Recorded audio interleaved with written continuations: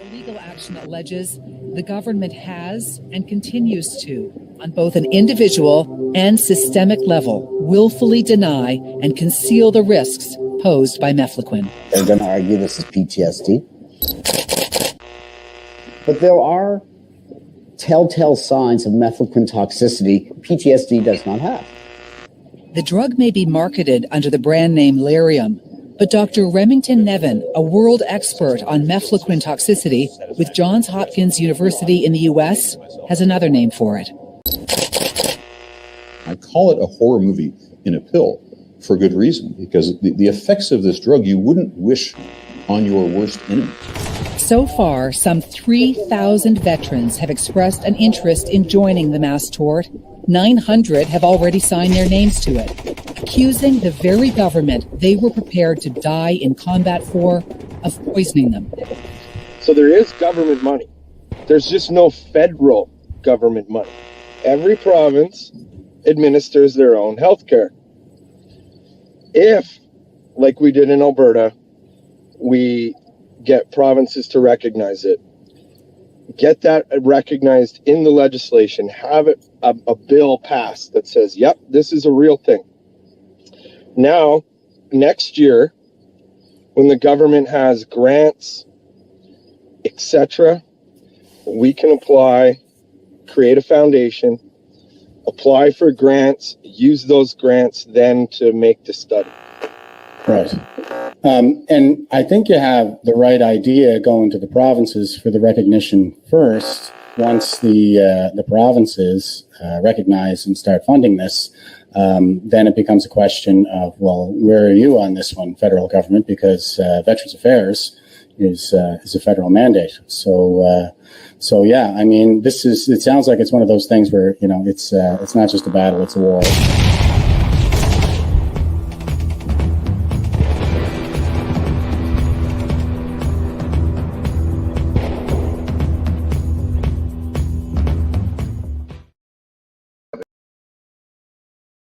An opportunity here to provide leadership, support, and a voice to the voiceless.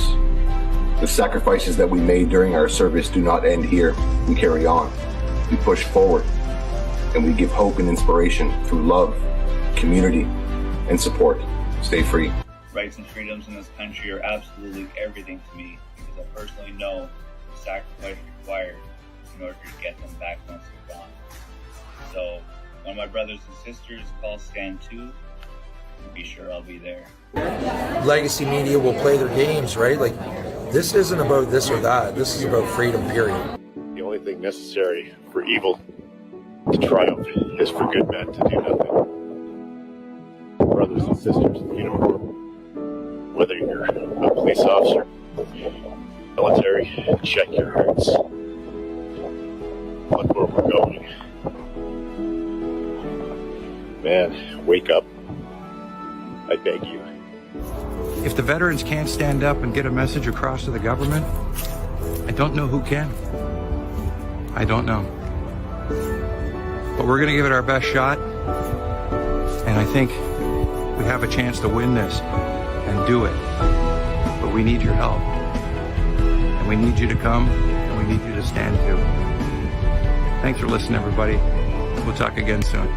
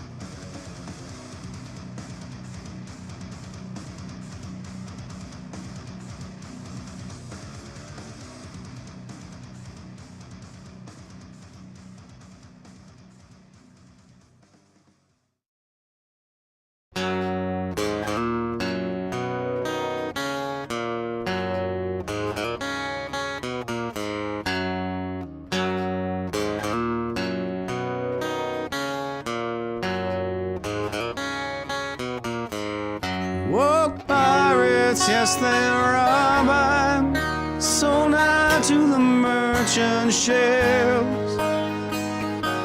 Minutes after they took I from the bottomless pit, my head was made strong by the hand of the Almighty. We forward in this generation triumphantly. Won't you help to sing these songs of freedom? It's all I ever have.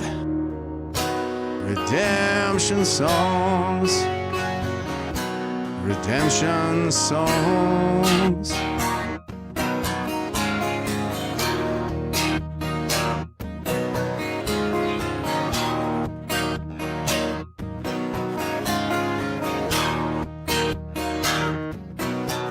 Emancipate yourselves from mental slavery. None but ourselves can free our minds. Oh, have no fear for atomic energy, 'cause none of them can stop the time.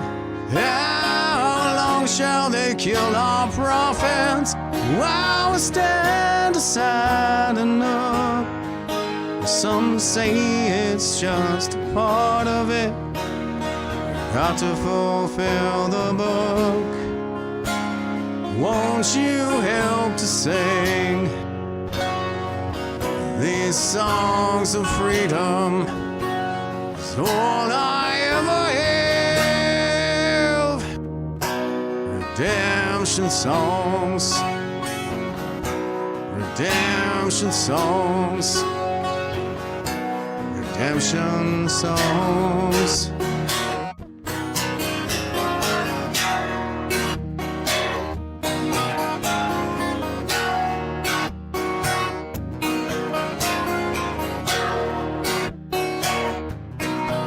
Emancipate yourselves from mental slavery. None but ourselves can free our minds. Oh, have no fear for atomic energy, 'cause none of them can stop the time. How long shall they kill our prophets while we stand aside and look? Some say it's just a part of it. Got to fulfill the book. Won't you help to sing these songs of freedom? It's all I ever have. Redemption songs. Redemption songs. It's all I ever have. Redemption songs. Redemption songs. Redemption songs.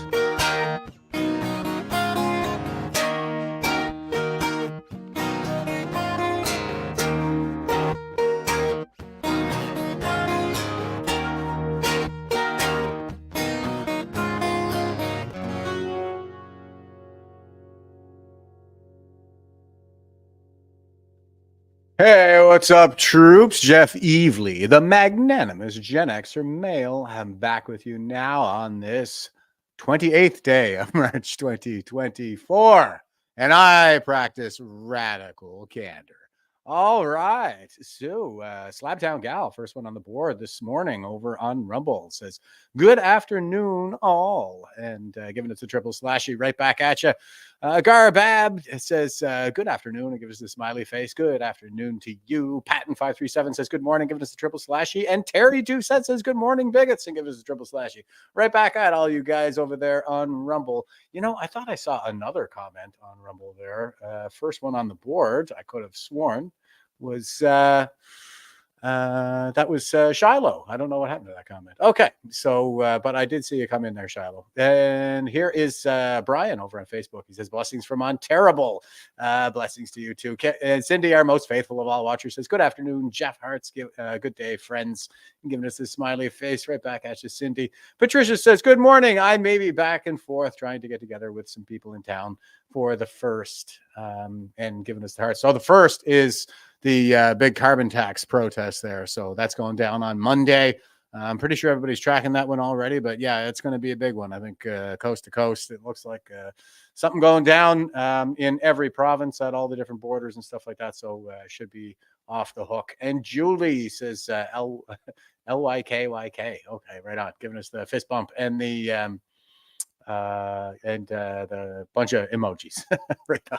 Okay, so Susie says, hello from Ontario. Julie says, flying flags all weekend here. And Cindy says, share. Yes, please. I need all the top cover I can get because I am the worst guy for not sharing my own stuff. And Claude is saying police cruelty. Yeah, I think you're referring to some of the clips there from the Open. No kidding. I mean, the police these days are crueler than they've ever been. And Andrew says, good day, Jeff. Good day, all // share. Thanks for the top cover, guys. I appreciate it. Okay. All right. I'm going to go ahead and dive right into this here. We got Aristotle for our philosophy quote today. And he says, it is also in the interests of the tyrant to make his subjects poor. The people are so occupied with their daily tasks that they have no time for plotting.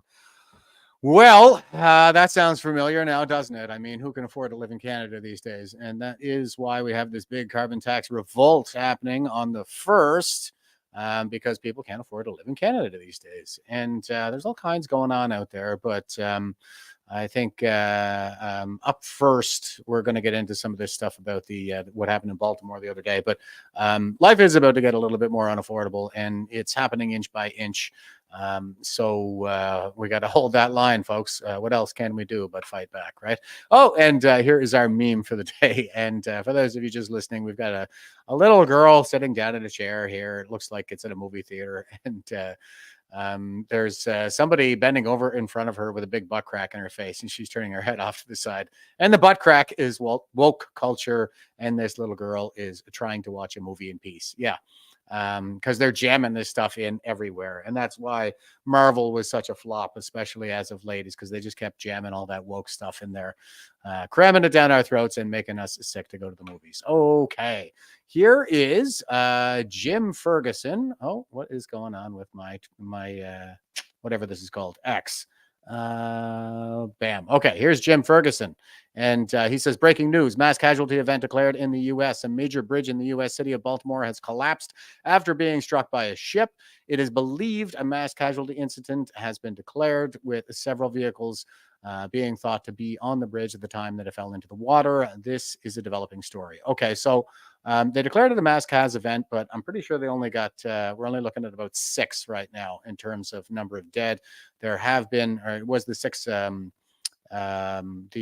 construction workers. And by the way, shout out to the construction workers out there. It is a very dangerous profession. We lose people on the roads every year. So yeah, that is one of the more dangerous professions out there. And it just goes to show. There were several cars on the bridge, but I think they were able to shut it down fairly early, the traffic there, as soon as the Mayday call went out. But yeah, I'll get into all that as we go on. So here is the clip that Jim is sharing out. There we go. Bridge coming down. Kaboom. Yes, sir. Our agents from the arrival over here reported at the FDA headquarters. R62 is around your location now, and he just arrived. You can leave ahead. We're right next to the key bridge. What the? Like, all them people on the bridge just died, dude. Oh my God.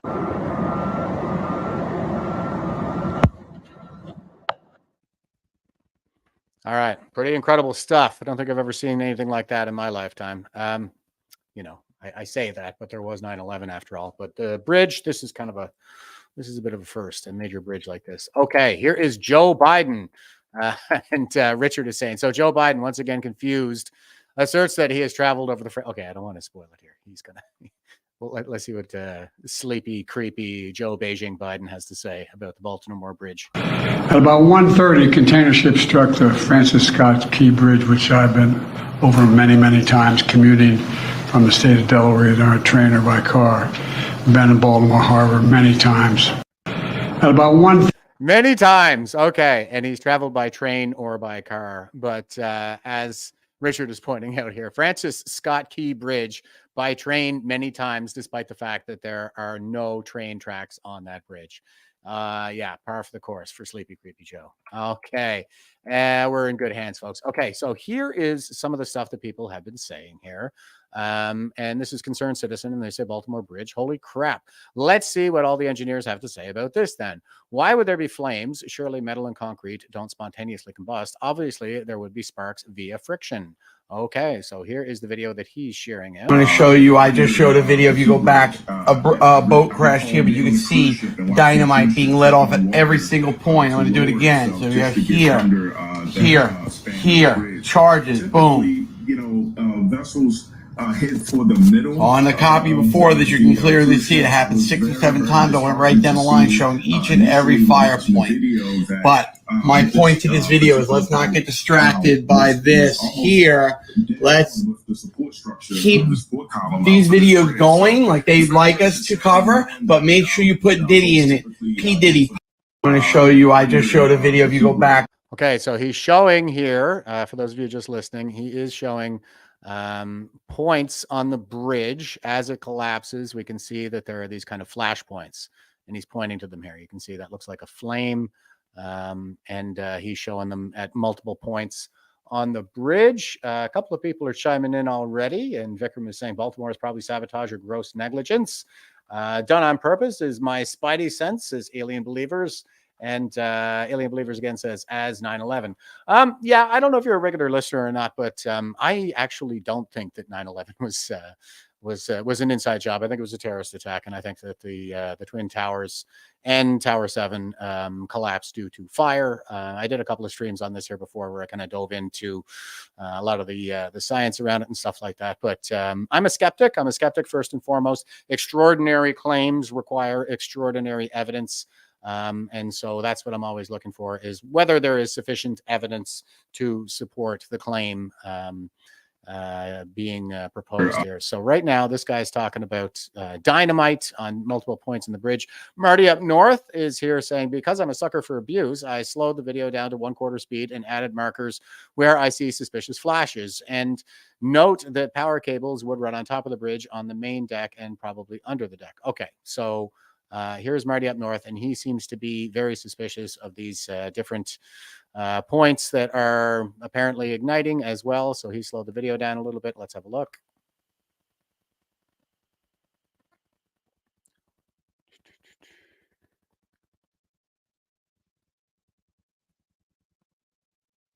And it hits. Down comes the bridge, and you can see he slowed it down. 1, 2, 3, 4 points. You can see 5. Another one, flash point there.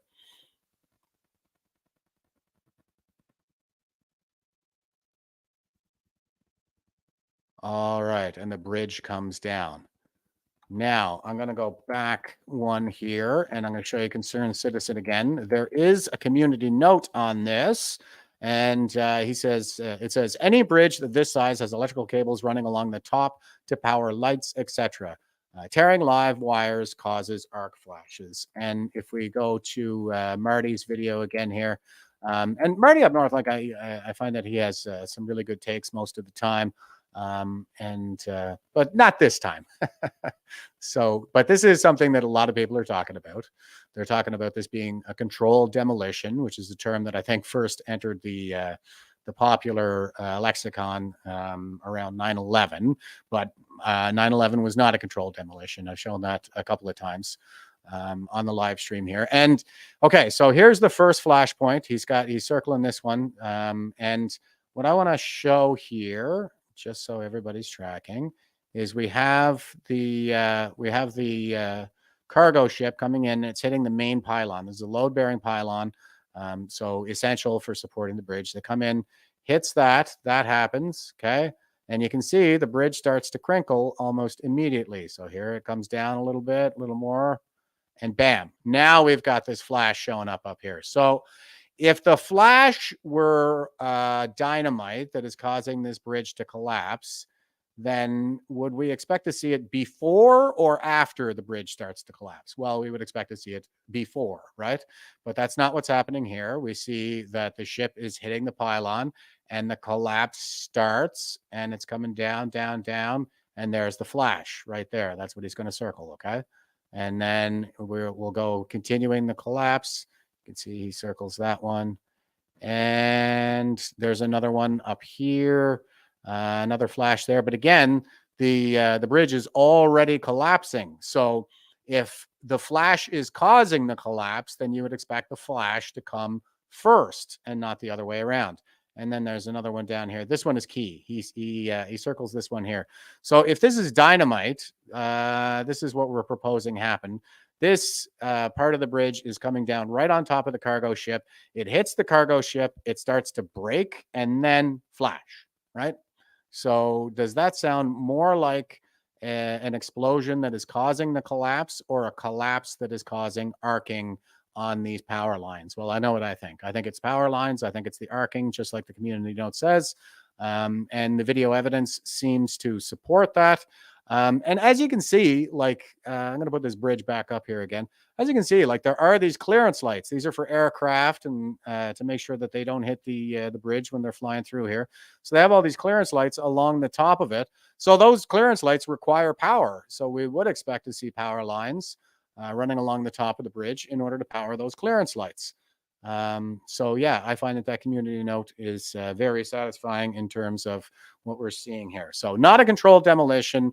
It fell as a result of that cargo ship hitting one of the main pylons that was required. Now, another thing that people are talking about is now the other aspect of this is, was this a terrorist attack? Was this something to do with the this being deliberate? Okay, so with the ship hitting on purpose. Now, one thing that people are talking about is they're saying, well, why didn't they drop anchor before they hit? So here is some footage from after the collapse. This is close up.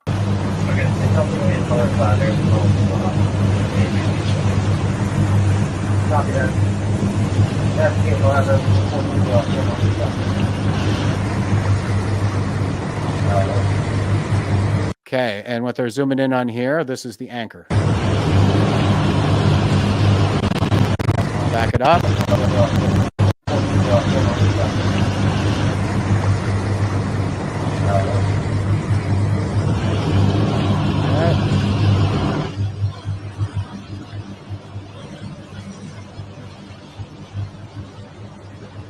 Sorry, this is the anchor right here. Here's the chain coming out. Holy smokes. Now, the chain does look like it's sort of taut. So maybe it did hit bottom, but whether or not it actually caught on anything in time to stop the impact, that's another matter, obviously. So it looks like the chain is taut. The anchor was dropped. And now it's just a question of, well, did it catch? Did it catch on anything in time? It looks like it is catching on something, or at least it's being dragged along the bottom because it's taut like that. Could just be the weight of the anchor making it taut. But, well, no, not if it's kind of traveling toward the back like this. It looks like it's being drug on the bottom, but probably didn't catch.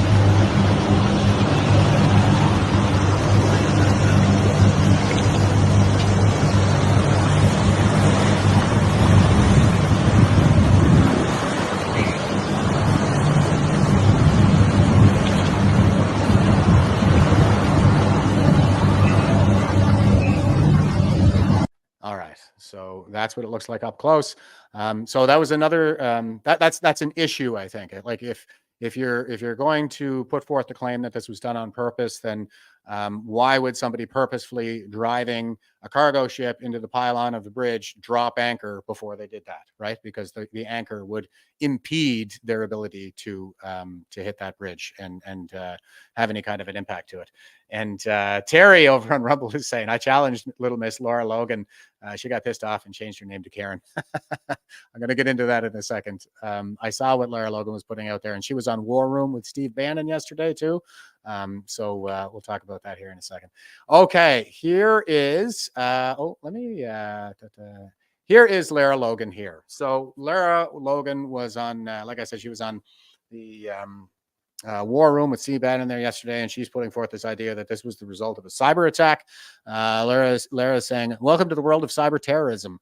According to intel sources, the Baltimore Bridge collapse was a 9/11 style attack, but they won't admit it, and we cannot see it because it was a cyber attack. All the SCADA systems that run our critical infrastructure, like sewage, electrical gauge, shipping, etc., are all wide open systems with no encryption because it is too expensive. They can shut us down anytime they want. I don't know about that. She's saying that the encryption is too expensive. I mean, I have encryption on my personal computer just through ExpressVPN. Encryption is something that is available for commercial use. Like, there's encryption all over all kinds of things. I worked in network maintenance for a number of years, and there's encryption all over the place. So I don't know. I think that's a bit of a dubious claim, first of all, that the encryption is too expensive to protect these systems. And also she's saying that the bridge collapse was a 9/11 style attack. I don't see any reason to believe that. There are certainly no jihadis, as far as I'm aware, that are involved in this. So I find that to be a bit dubious. And somebody was just saying, actually, that Loose Change is a documentary that's really worth the watch insofar as 9/11 is concerned. Yeah, I have seen all of the Loose Change documentaries. I believe there were 3 altogether. I've also seen all the Zeitgeists, and I've also seen all of the Ring of Power. Ring of Power being probably, I think, is the OG of the 9/11 conspiracies. And for those of you, I see a lot of people sharing that documentary that's out there now. Actually, it came out in 2017, I think. It's the one, what's it called? Europa is the one. So because, I mean, people are always advancing these. They're always telling me I should watch this and I should watch that. The thing is that I've already watched all of these things. I watched them all during the 2010s when they first, during the 2000s when they first came out. I did believe that 9/11 was an inside job for a little while, for about a year and a half, maybe 2 years. And then I just kind of took a look at it from the other side. I realized where I went wrong with it and where The evidence is lacking, and so I abandoned it, and I found some better explanations for what happened. And the thing, I watched Europa because a lot of people are telling me to watch these things, and I'm like, okay, I do have an open mind. I'm willing to look at this, but just so you're aware, like, I don't think that I'm going to see any new information. So I went and I watched like the first few episodes of Europa, and right in the first one, like straight up, I turned it off 5 minutes into it, and it's not because I was offended. It's because 5 minutes into it, they were clipping in footage from Ring of Power, which came out sometime during the mid 2000s. That was Grace Powers. She is the OG of the 9/11 conspiracies, and a lot of the stuff about Zionism as well. I think you can trace back to that. Not that she was the first person ever suggested, I guess, but just that that was kind of the big documentary back in the day. And if you haven't seen it, then go check it out. It is pretty great, and it's kind of bootleg, kind of low quality and stuff like that. Anyway, Europa was clipping in footage from Ring of Power, and I was just going, okay, so I already know this stuff. But I did actually go back. I turned it off at first because I was just like, oh, I'm wasting my time. But I said, okay, I'll go back and I'll watch a little bit more. And I watched like the first 3 episodes, and I didn't really see anything new there. Nothing I haven't heard before anyway. Okay, so 9/11 style terror attack. I don't think 9/11 was this is nothing like 9/11. There's no jihadis. But she's talking about the cyber component of it. It's a cyber attack, right? So here is the United States Coast Guard, and they've published, this is an executive order. So from Joe Biden, it says executive order expands Coast Guard authorities to address maritime cyber threats. On February 21st, 2024, President Biden signed an executive order on amending regulations relating to the safeguarding of vessels, harbors, ports, and waterfront facilities in the United States, updating Title 33 Code of Federal Regulations, Part 6, to explicitly address cyber threats. Quote, this executive order ensures Coast Guard authorities are aligned with emerging cyber threats and reflects the commitment of the Biden administration, the Department of Homeland Security, and the U.S. Coast Guard to safeguard maritime critical infrastructure, close quote, said Rear Admiral Wayne Arguin, Coast Guard Assistant Commandant for Prevention Policy. Section 70051 of Title 46 United States Code, commonly referred to as the Magnuson Act, authorizes the president to issue regulations to safeguard vessels, harbors, ports, and waterfront facilities in the United States against destruction, loss, or injury from sabotage or other subversive acts, accidents, or other similar causes. Okay, so this is something that is a concern. That's what this is saying, right? This is an executive order that says we're concerned about cybersecurity. So Coast Guard, you guys need to harden up your cyber security as well. They are a branch of the military, but perhaps not as militant as other branches of the military. So they're getting the executive order to harden up their cyber systems due to this ongoing cybersecurity threat. So that is a legitimate concern. Lara Loga is raising it here, and she's saying that this is the result of cyber terrorism. And speaking of cyber terrorism, here is Winnipeg man. Was a member of the Chinese military branch behind cyber attacks on Canada, officials allege. Okay, so this is something that is out there, and cyber is one of the 5 prongs of unrestricted warfare. That is the strategy of the Chinese military, and the 5 prongs are lawfare, finance, cyber, lawfare, finance, cyber, media, and terrorism. So this would seem to fall into like 2 of those prongs, which would be cyber and terrorism. But do we have any evidence that there was a cyber attack here? I haven't seen it yet. But here is, just to give you some background, this is a Winnipeg man, apparently. He looks to be of Chinese origin to me, but they're calling him, Globalist News is calling him a Winnipeg man. It says, a military veteran who spent 20 years in uniform, Lieutenant Colonel Huai Zhu, now lives at on a quiet street in Winnipeg, but he did not serve in Canada's armed forces. Instead, he was a member of China's People's Liberation Army, according to records obtained by Globalist News. Before arriving in Canada in 2021, Xu worked at the Military Academy of Chinese Cyber Warfare Department that hacks Canadians and steals their secrets. Chinese state-sponsored cyber attacks have targeted Canadian companies, activists, and government agencies. But 3 years ago, Xu obtained permanent residence in Canada and moved into a newly built suburban home in Manitoba, in the Manitoba capital.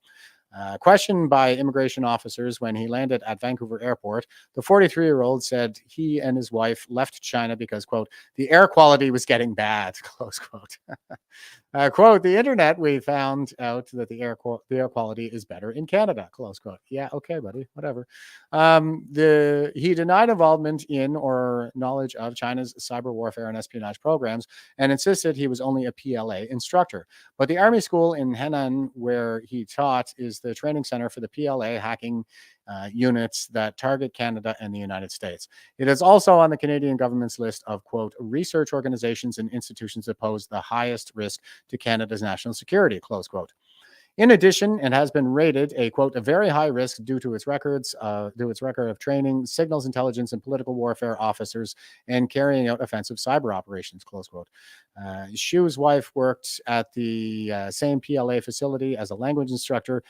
He told immigration officials their marriage certificate photos records show they both wore their PLA uniforms. The case is one of a growing number that raised questions about how effectively Ottawa is screening those who have served foreign governments hostile to Canada. The government has named China, Russia, and Iran as the top adversaries targeting Canadians through cyber attacks and foreign interference. At the same time, the Immigration Department has issued visas and permanent residence to foreign nationals who worked for those regimes. Senior members of the Iranian government have been turning up in Canada, prompting immigration officials to launch close to 90 investigations. So far, just 2 deportation orders have been issued against the Iranian officials, most recently Syed Samani and former Deputy Interior Minister.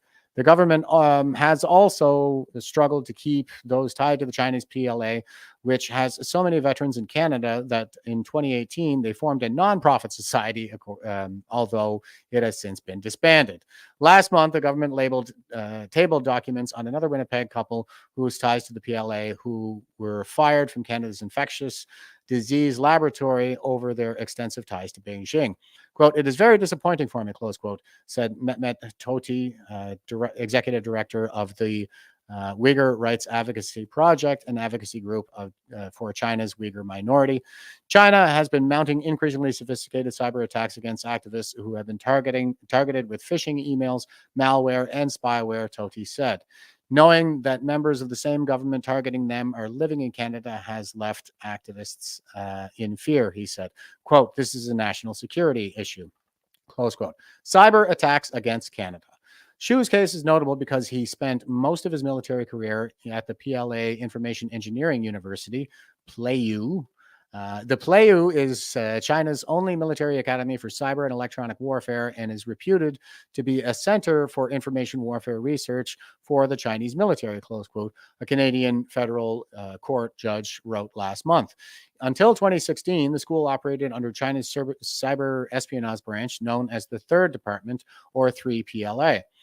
Following a reorganization, it was absorbed by the Network Systems Department of the Strategic Support Force, which the judge wrote, quote, has also been recognized as engaging in espionage against Canada and contrary to Canada's interests, close quote.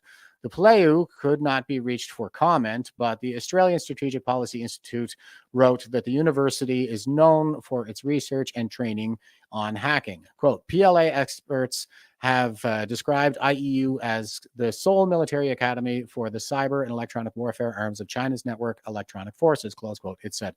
One professor, Zhang Sheng, allegedly hacked foreign governments, oil companies, and a nuclear safety agency, according to the institute. Quote, yes, I was an instructor at the university, but I did not do anything beyond teaching, close quote, Shu told the Canada Border Services Agency in an interview.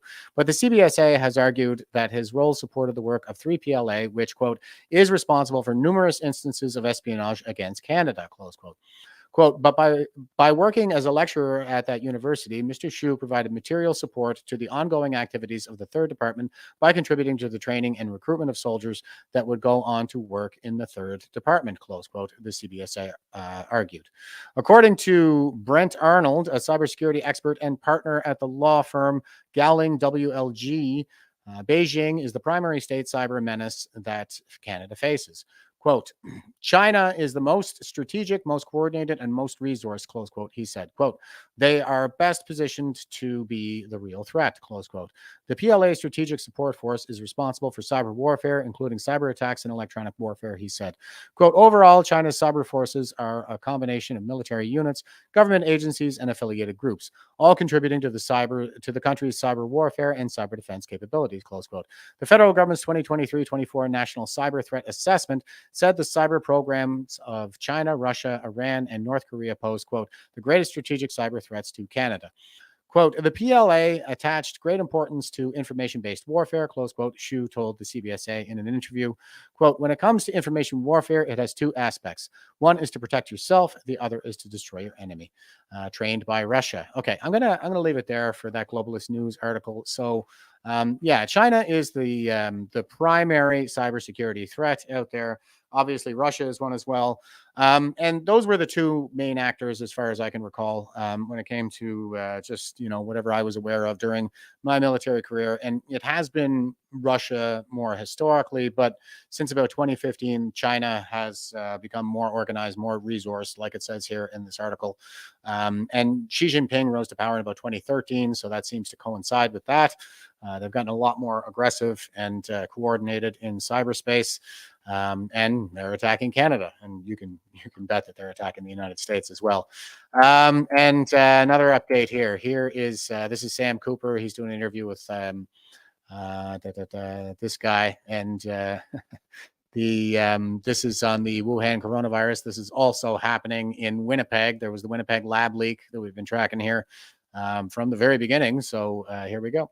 We don't have any information that anything from Winnipeg, including biological materials, was sent to work on bat coronaviruses. What we do know is that Dr. Chu was secretly enlisted through something called China's, People's Liberation Army 1,000 Talents Plan to be the internet. That's a really important point. The 1,000 Talents Plan. This is the plan that the Chinese use to attract all of our educated professionals to go and work for them so they can steal our secrets and replicate our technology. National lead researcher on a bat coronavirus gain of function research project with, as I found from redactions that I pieced together, the bat woman, Dr. Shi, and another person who Dr. Q introduced into the Winnipeg lab, who, without adding on too many pieces of information here, this third person, very important person, a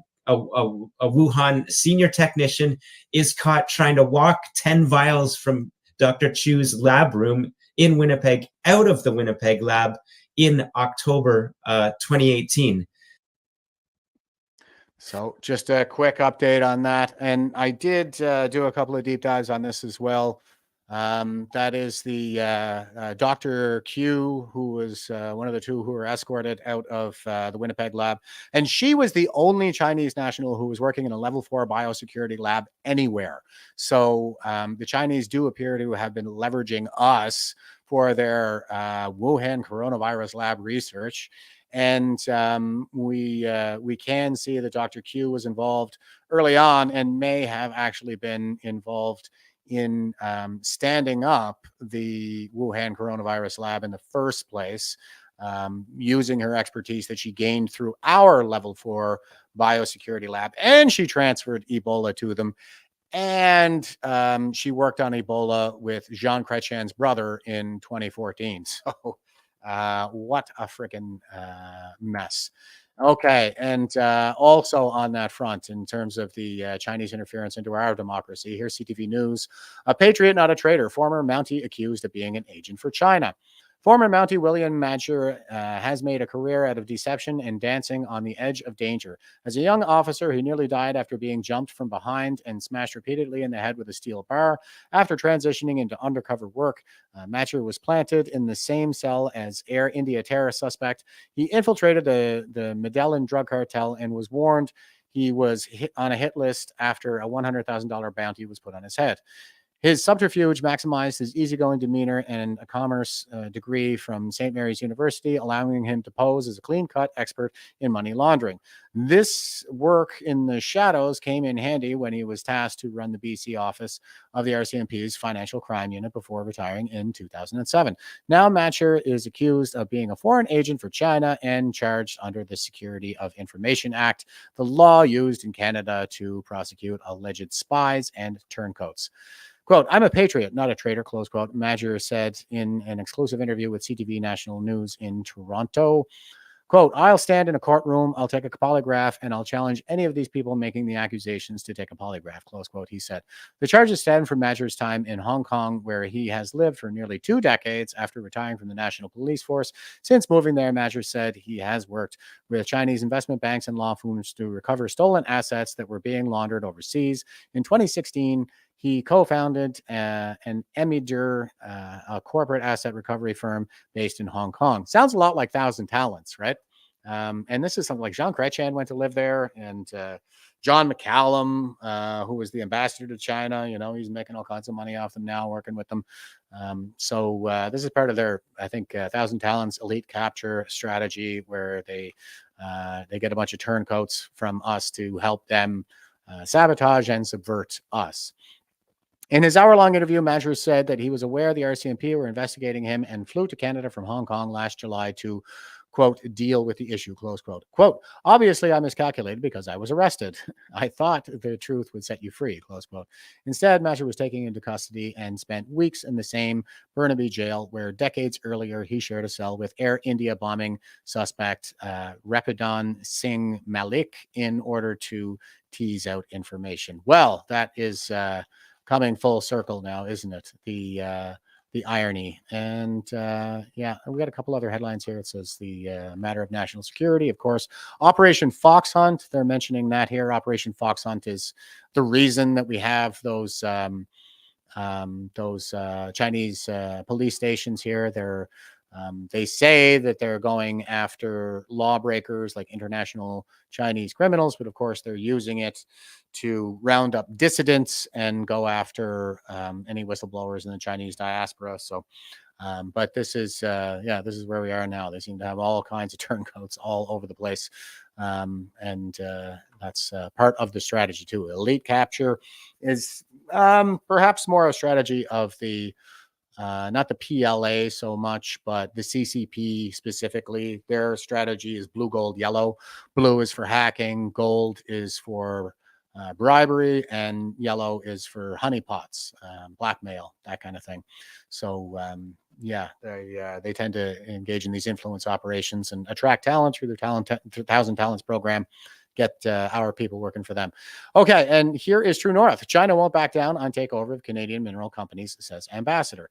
The Chinese government isn't backing down on a bid to buy up majority stakes in Canadian critical mineral companies. That was the message recently relayed by Chinese ambassador to Canada, Kong Pu, in comments recently made by Bloomberg. Quote, politicizing normal commercial operation and using national security as a pretext for political interference is wrong.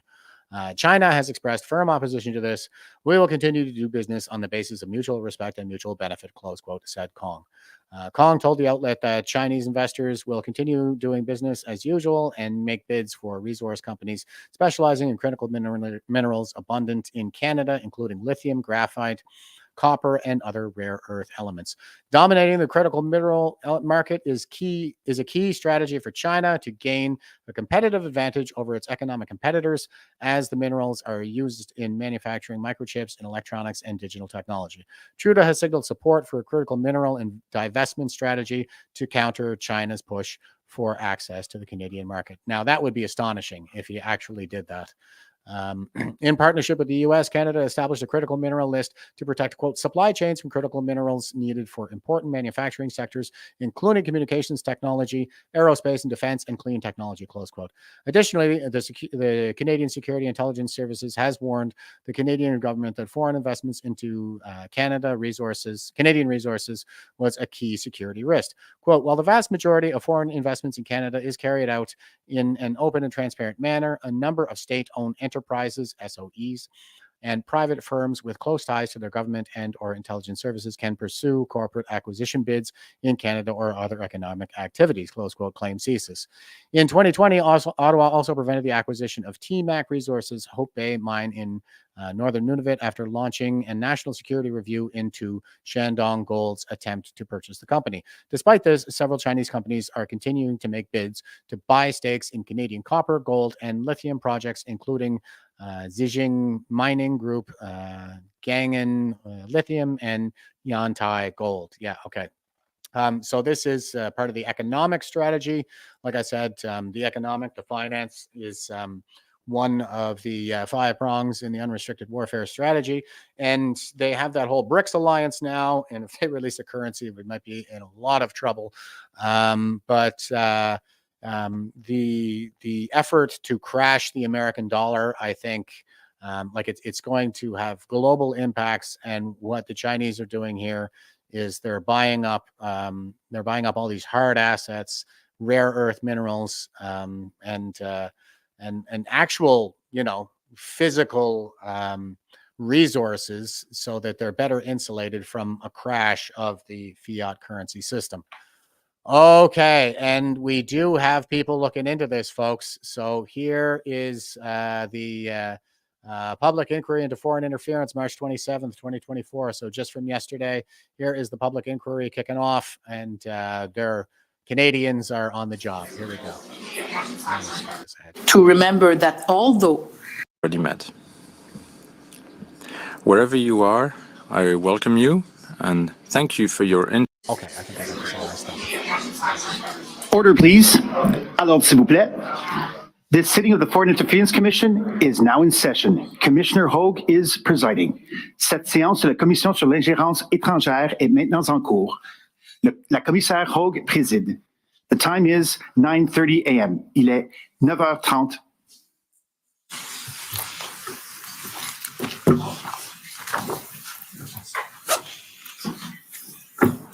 Somebody's asking, like, Nortel. I think that's in reference to the Chinese stealing our technology. And yeah, I'm pretty sure that Huawei is just Nortel and they stole it from us. And now they're selling it back to us. Isn't that great?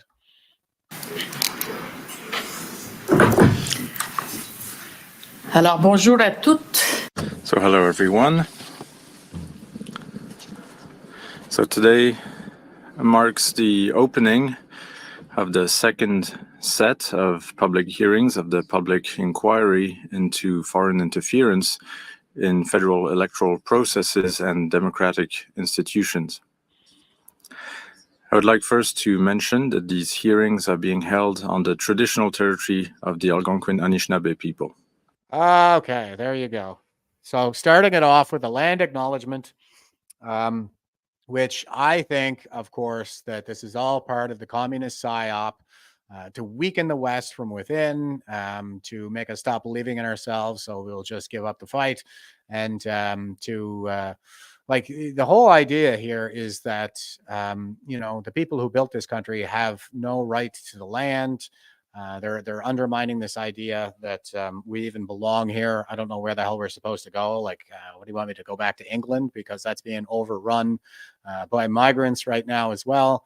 But yeah, this colonialist narrative has been part of the commie propaganda since the 50s. The Russians started it. I think the Chinese have really picked up on it. And of course, we all remember the Kamloops residential school fiasco there, where they still haven't recovered a single body or a bone. And all of that is to sort of recast the West as being this terrible, racist, evil empire. And of course, we're the least racist society of any on earth. So it's all bunk, but the intention is to demoralize us and to make us kind of give up and not fight. Okay, so really great that we have this communist narrative coming from the mouth of the commissioner looking into these commies interfering in our democracy, isn't it? Okay, so let's, I just wanted to do that quick kind of aside as to what's going on with the number one cyber threat and the number one threat to our democracy, which is the Chinese Communist Party. And there's a lot of talk around this idea of it being a cyber attack. That is one of the 5 prongs of unrestricted warfare strategy. and they are very active in cyberspace. But does that mean that they can hack into a ship and steer it? So some people were out there saying that yes, this is something that they do, that there's a remote control, remote access to the ship's controls, so that when they're traveling through canals and entering ports, they can be controlled by people in those ports, like pilots in those ports who know the waters and know the channels and stuff like that. But I looked into it, and here's a World Economic Forum article, and it says, remote controlled and crewless, is this the cargo ship of the future? This is from July 12th, 2016, and it's got this nice picture of a Rolls-Royce, a very advanced cargo ship, it looks like. And it says the future of cargo transportation will be autonomous, according to Rolls-Royce, which has revealed plans for a remote-controlled unmanned ship that could take to the seas as early as 2020.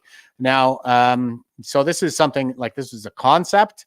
As far as I'm aware, they haven't actually rolled any of this stuff out. It does not appear to be the case that that ships can be controlled remotely like this. If there are any maritime experts out there who want to correct me on that, but by all means, go ahead and chime in. I do think this represents, like, if we were to go this route, this would represent kind of a centralization of power that is probably unacceptable, especially in light of the cyber threat. But it doesn't appear to be the case that this is a capability that comes standard on any kind of cargo ship.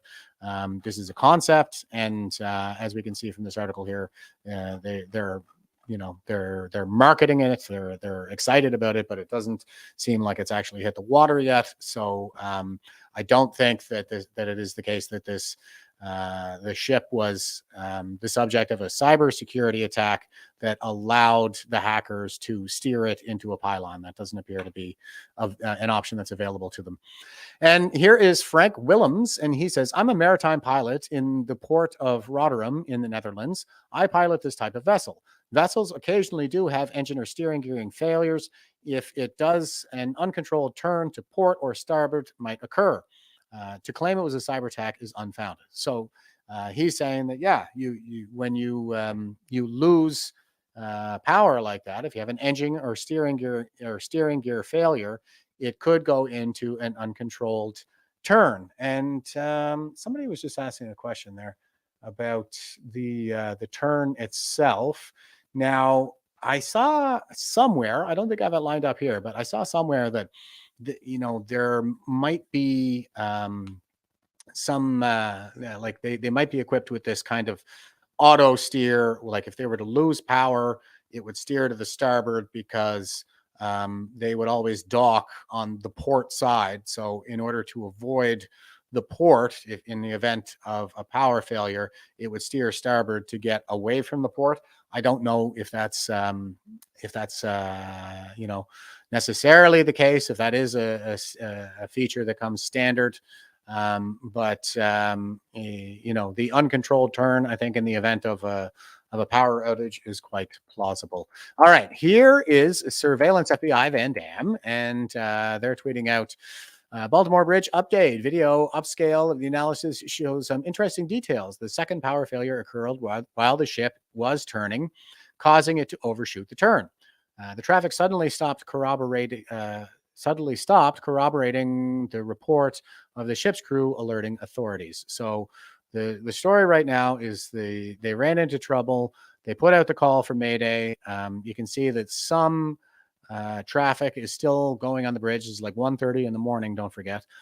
But they do appear to have been able to have stopped most of the traffic. Let's get a look at the approach of this sucker. So here it's coming in, and you can see power's on. Oh, power's out. Total blackout. Now it's on the straight course. Initially, I'll back this up again. So initially, it is coming straight in here. Loses power. Okay, and it looks like it might actually be starting to drift here. See the back end drifting? Yeah, definitely. And then the power comes back on. And then we see it drifts even further. We've got the smoke barreling out the top because the engines are on. Power goes out again. Comes on. And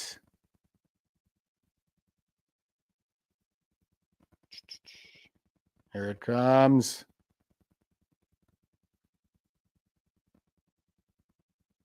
Boom. Okay, hits the pylon, and that's what precipitates the collapse. And then you can see those flames coming up there too, which I believe are just arcing from the power lines. So a couple of things about this. If we're watching this sucker come in, like if it's deliberate, if they're deliberately steering into it, like they don't seem to be steering into the pylon at this point while the power is on. Power goes out. Power is still out, and you can see the back end starts to drift right about here. Drifts out a little bit. Power comes back on. Engine blows a bunch of smoke out the top. Now, if it's already drifting, if the back end is kind of drifting out like that, then when the engines fire up, if the rudder is still kind of steering in that direction, then it's probably going to blast it even further into that drift as they fire up that engine again, right? So I don't see any smoke coming out the top here. Looks like maybe they had an engine failure leading to a power failure. And then you see the back end of the ship start to drift as the power comes back on. Smoke billows out the top, gives it a good blast out of the engine, and that probably sends that back end drifting even further. Which is not good. And then we can see the power goes out again. So again, like if it's deliberate and they're deliberately steering, you already, like, to me, it's like you already have a power failure. You can already see that they're having, issues with the ship. So do we need to add intent to this? I don't think so. I think that's a violation of Occam's razor because it's a needlessly complex explanation. We already have an explanation, which is that they were having these mechanical or electrical problems, and you see the power goes out again. Like if this is such a controlled hit, why are they losing power the second time? Okay, and so they come up on it. Power comes back on. You can see they're drifting right toward it there. Like it continues to spin in that direction. And then last minute, just as they're kind of straightening it out, like this thing isn't going to turn on a dime, right? They're probably, as this thing is drifting over and over, it's like a fishtailing car. So they're gonna overcompensate, right, to try to bring it back the other way, and they're gonna hit the gas to give it a little push. Now you can see like it straightens out here, and then it starts to steer back toward the center on the other side of the bridge. So right before it hits, it starts going in the other direction. So all of this seems very consistent with a loss of control leading to that back end swinging out like that. They fire up and then overcompensate, and you can see it steers back toward the other direction just right before it hits. So it looks like they're trying to gain control over it, but it's probably too late. And the other thing is too that I was doing some research on this as well, and it does appear to be the case that all this stuff about like remote control and everything is just bunk. There were two pilots from the port in question here in Baltimore who were on board, so they would have been driving it at the time. There's no reason to suspect, like it wasn't even the regular crew. I think there were like 15 crew on board or something like that. Wasn't even the regular crew of this ship that was flying the Singapore flag. It was the pilot crew that is supposed to get them out of the port safely that were actually controlling the ship at this time. So again, it doesn't really lend a whole lot of credence to this idea that this was the result of a cyber attack. And the other thing about the cyber attack thing, I mean, this would be a first. If they hacked a ship and controlled its steering like that, I mean, I just can't see it. Like this is, this is the kind of capability that I think would require. Well, first of all, I don't even know that they can through any kind of like an internet connection that's available on the ship. I don't even know that is connected to the steering or navigational systems in any way that would allow any kind of control. I mean, and I worked in I worked in tech for 20 years, right? And I just find it to be implausible to think that you can get in through the internet connection into the steering or navigational systems of this ship. And even if you could, man, oh man, like it's quite the feat to pull this off. Now, what I could see happening is if they could hack a ship and disable it. Yeah. Maybe there's a way that they could do that. We haven't really seen that yet, but if they could disable it, then it would just kind of like continue, presumably on a relatively straight course until it beached. But this idea that they could take over the controls of the ship and then steer it, I find that's a bridge too far for me. I can't get on board with that. So I don't think that it was a deliberate hacking, steering right into the pylon. It seems to me that all of the indicators are that this was a ship that was out of control at the time that it hit, not one that was under the control of probably the most sophisticated cyber operators in the history of the planet. No, it doesn't appear to be the case. But here is Colonel MAGA Mark, and he is saying strategic hit, international or intentional or not. So this is a pretty valid point. The Port of Baltimore, as you can see, is a massive port on the east coast of the United States. And it says here the graphic is showing this, and it says Port of Baltimore shipping terminals. So here are all the different shipping terminals around this port here. You have 1, 2, 3, 4, 5, 6, 7, 8, 9, and the bridge is out right here. So nothing's getting in or out here while the bridge is in the current state. Now, I don't know if they're going to be able to get that debris out of the way and then reopen it to ship terminals or reopen it to shipping while they construct a new bridge. All of that, I think, really remains to be seen. It's probably going to take years to get a new bridge in there, a good 5 years anyway. This point that it's a strategic hit, whether it's intentional or not, it is a strategic hit. Although, I don't know, it's more like an operational hit than a strategic hit, I think. And I'll get into that in a second here. One port is really more like an operational asset. It's not a strategic asset. We'll go ahead and move on here. Okay, so I wanted to show, here is Chesapeake Bay. And I'll show you, here's where the bridge went out. This is Francis Scott Key Bridge collapse. Google is all over this thing.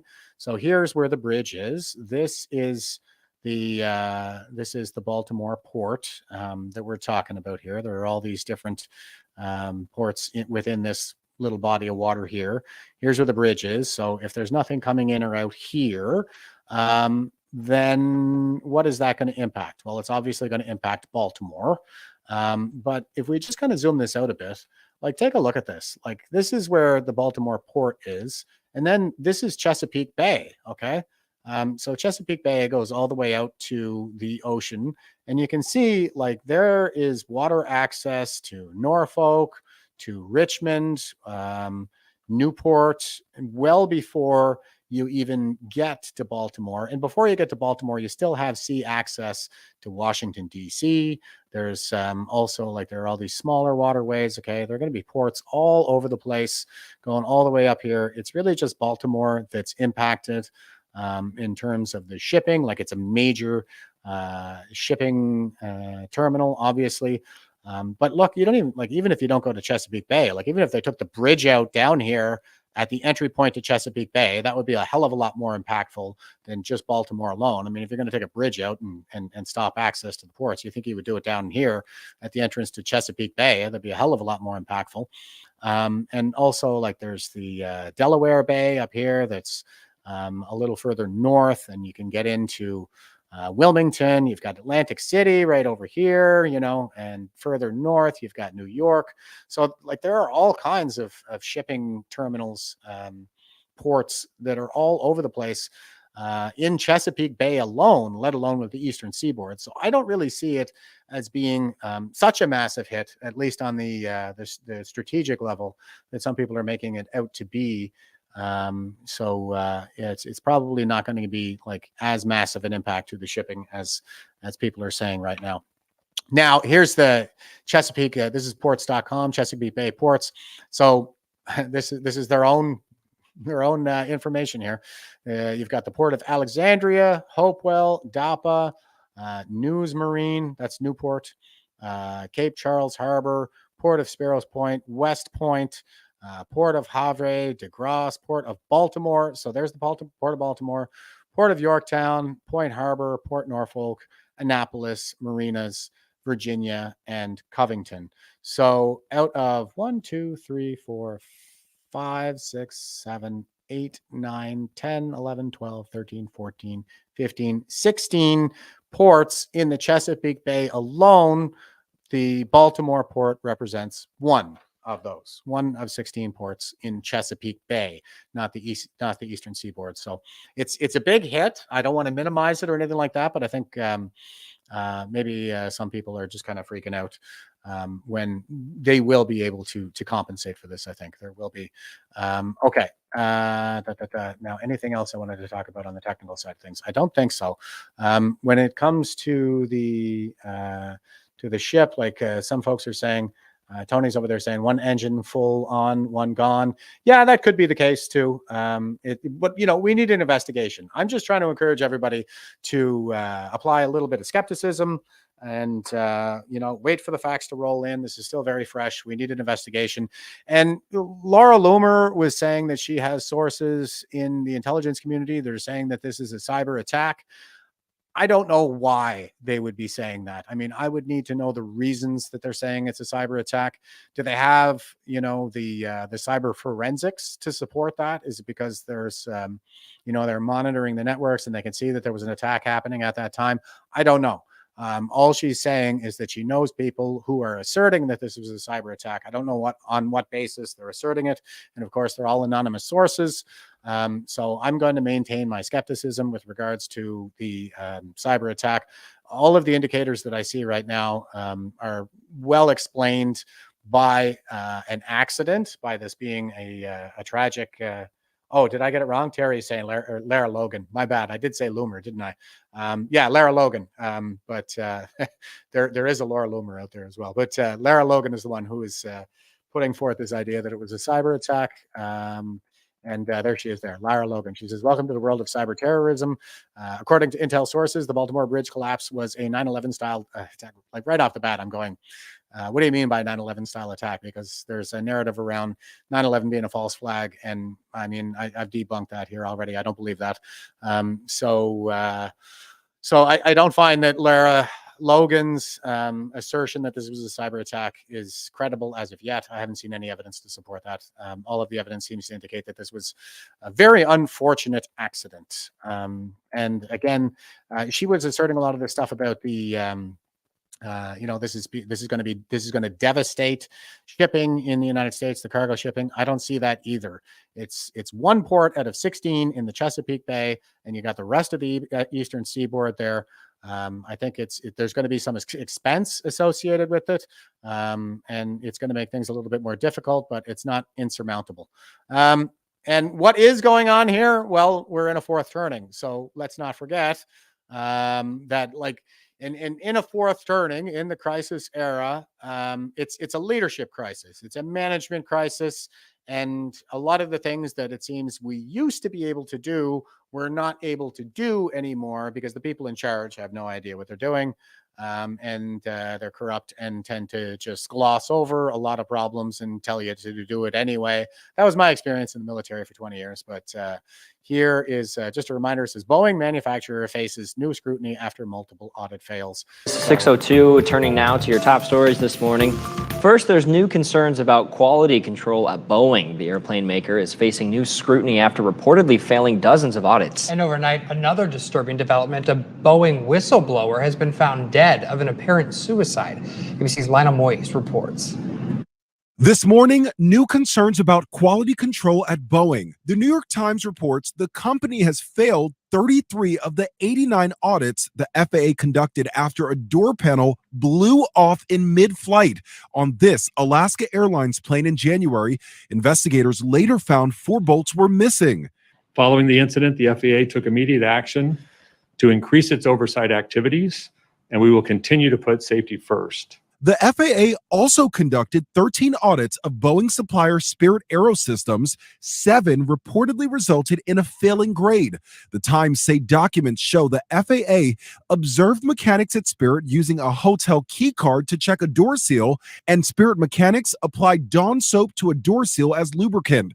Boeing responding overnight, saying, "We continue to implement immediate changes and develop a comprehensive action plan to strengthen safety and quality with transparency at every turn." Do you feel like they're making safe airplanes right now? Right now, with our oversight, we're certifying them as safe, yes. Meanwhile, a Boeing whistleblower who raised concerns about production standards has been found dead after an apparent suicide.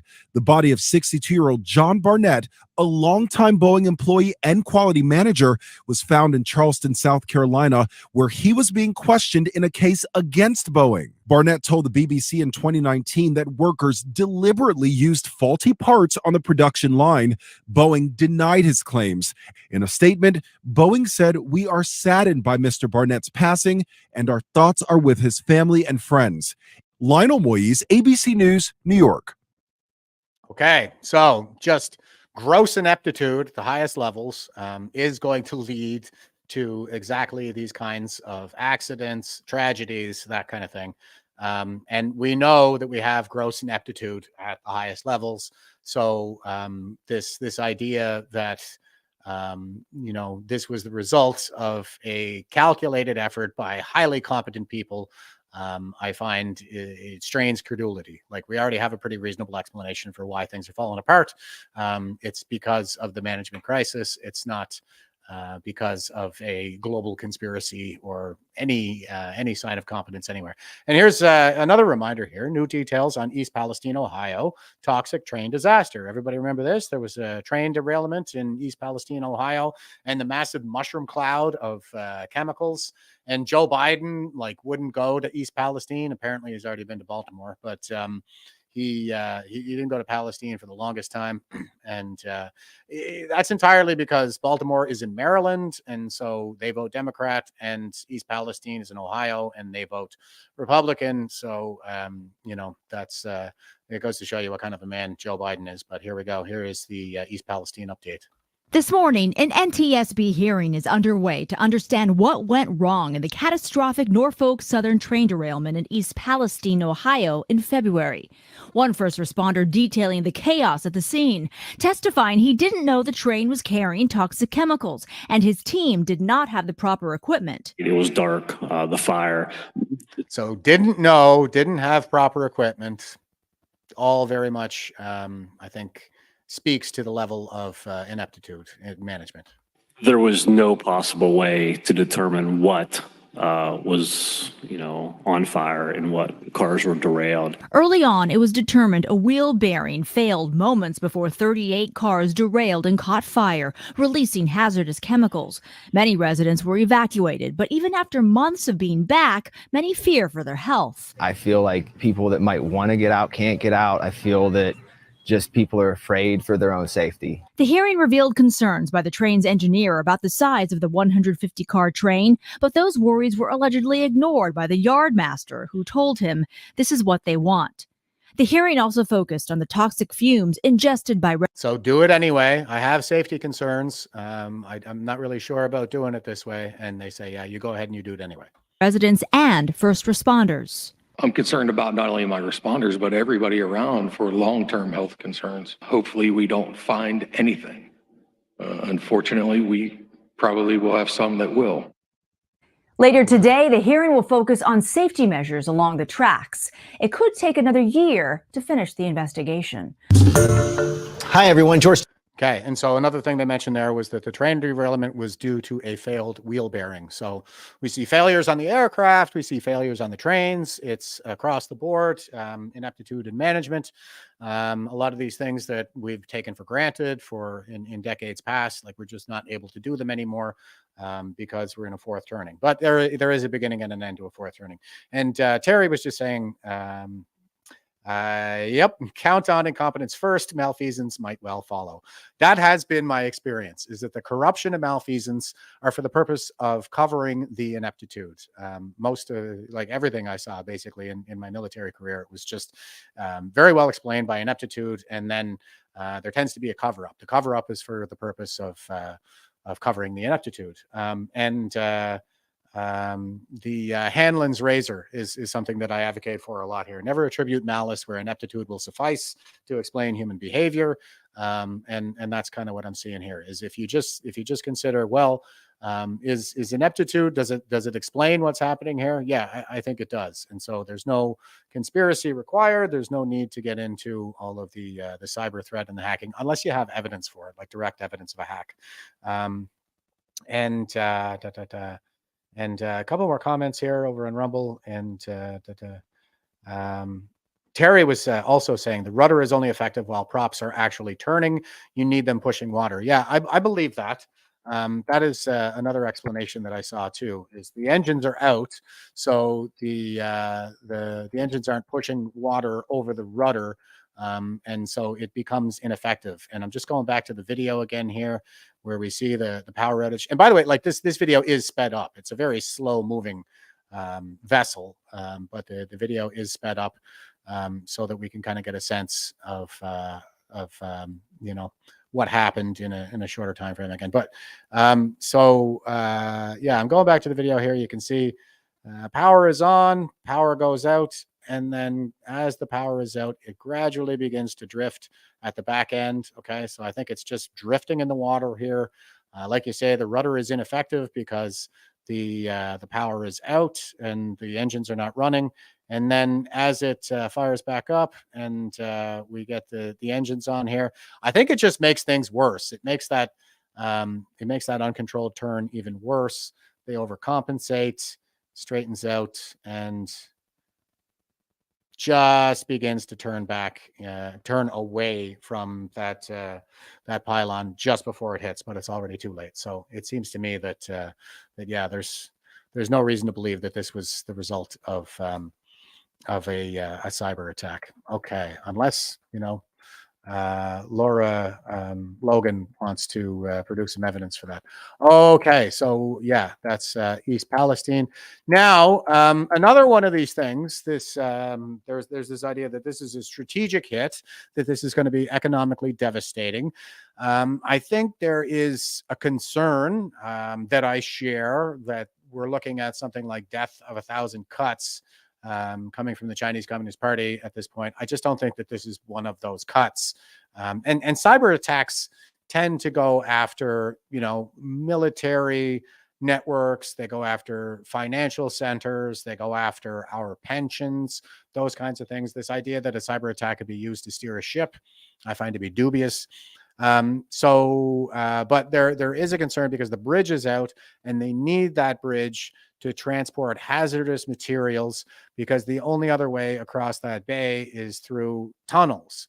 And the main tunnel is the Fort McHenry tunnel. Here's the Wikipedia page on the Fort McHenry tunnel. It says the Fort McHenry tunnel is a 4-2 bidirectional tunnel that carries traffic on Interstate 95, I-95, beneath the Baltimore Harbor. The lowest point in the interstate system underwater. The tunnel is named for nearby Fort McHenry.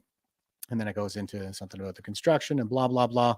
And down here on the last paragraph, it says, after the Francis Scott Key Bridge collapsed on March 26, 2024, the Fort McHenry Tunnel became one of the primary alternate routes for drivers and trucks containing non-hazardous loads. And they've got this picture of it right here. You can see this is the I-95, and they've got this red line drawn where you can see that's the tunnel that goes under the bay. I believe this is another tunnel that runs parallel to it right here. And the only way that a hazardous load can get across this bay is if they take the bridge, which is down here. So that is going to be a hindrance. That is going to be impactful, of course. That's a concern. And here's CBS News. They say, how to travel around the Francis Scott Key Bridge collapse in Baltimore, a look at the traffic impact and alternate routes. And they've got a good graphic up here where it shows, again, this is what I was just showing you on the previous tab, and you can see here is the 95 and the 895. Those are the tunnels that go under the water, and there's the bridge. You're not allowed to take the hazardous load into the tunnel, so you have to take the bridge. And I think that applies to everything right down to a propane tank of more than 10 pounds, which would be a lot of the recreational vehicles, your camper trailer, that kind of thing. So yeah, there's going to be a major diversion of traffic away from this bridge. Here we go. Baltimore. The collapse of the Francis Scott Key Bridge in Baltimore early Tuesday led a major traffic impact for the region and cut off major artery in and out of the port city. A bridge column was hit by a large container ship around 1:30 a.m., sending bridge workers and vehicles into the Patapsco River. A water search for 6 missing workers turned to a recovery effort Tuesday night. Drivers are told to prepare for an extra commuting time until further notice. They're showing this is the course that they followed when they hit that support column. So they were drifting for about, looks like 4 minutes altogether. Just to give you a sense of how much those videos are sped up, because they'll show it to us in a few seconds when really it was about 4 minutes start to finish. Okay, alternate routes after Francis Scott Key Bridge collapse. The Maryland Transit Authorities quickly put detours in place for those traveling through Dundalk or the Curtis Bay Hawkins Point side of the bridge. An estimated 31,000 who travel the bridge every day will need to find a new route for the foreseeable future. The outer loop of I-695 closure shifted to exit 1 Quarantine Road past the Curtis Creek Drawbridge to allow for enhanced local traffic access. So that's local traffic, that's not interstate traffic.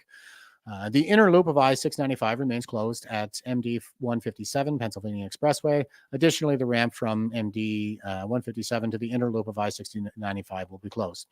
Alternate routes are I-95 Fort McHenry Tunnel or I-895 Baltimore Harbor Tunnel for north-south routes.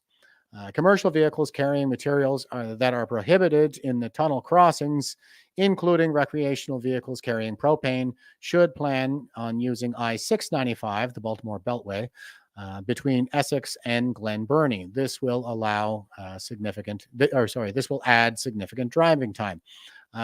Okay, so it says that it's going to add significant driving time because they can't take the 695. You've got to take the Beltway now to get around Baltimore, essentially, unless you're not carrying a hazardous load. So most of the traffic is still going to go through these tunnels here. The 95, the 895, the local traffic, all that stuff is still going to be able to go through the tunnels. But the hazardous materials, a lot of the the shipping, trucking, that kind of thing, they're going to be in a little bit more trouble than that. So I went ahead and mapped this out, and here is Google Maps. This is the Beltway that goes around Baltimore. And this is the 695 that the dangerous goods are going to have to take. And as you can see here, it says that this is a 31-minute trip. So to go, like, normally they would, like it was saying in that previous article there, normally they would come this way. I'll just zoom that in a little bit for you guys. They would be coming up here to, they're coming along Interstate 95. Here, let me zoom this out. Now, the 95 is a major artery. This is the major East Coast, north-south route for the United States. The 95 goes all the way down to Florida, and it comes all the way up to the Canadian border, goes through all the major cities on the eastern seaboard. So it is a major shipping route, no doubt about that. And normally everybody would just kind of follow the I-95 from south to north, north to south. And when they get to Baltimore here, you can see, like, this is where the 95 goes right through the center of Baltimore, and then it goes into the tunnels to get across the bay. That's where you're going to run into trouble if you're carrying hazardous materials. You can't go into the tunnels, so you have to go further south, which is what they were talking about there in the previous article, down to the 695 to cross over the bridge. Now, so the 95, it goes straight through and carries on like that, but trucks have to take this scenic route to get over the bridge so they don't go through the tunnels, but they have to travel south for a bit. And now they're going to have to travel north for a bit. Now, the travel north is obviously, as you can see, it's further than you have to go if you go south and go over the bridge, but it's still only 31 minutes. to get from one side of Baltimore to the other side of Baltimore.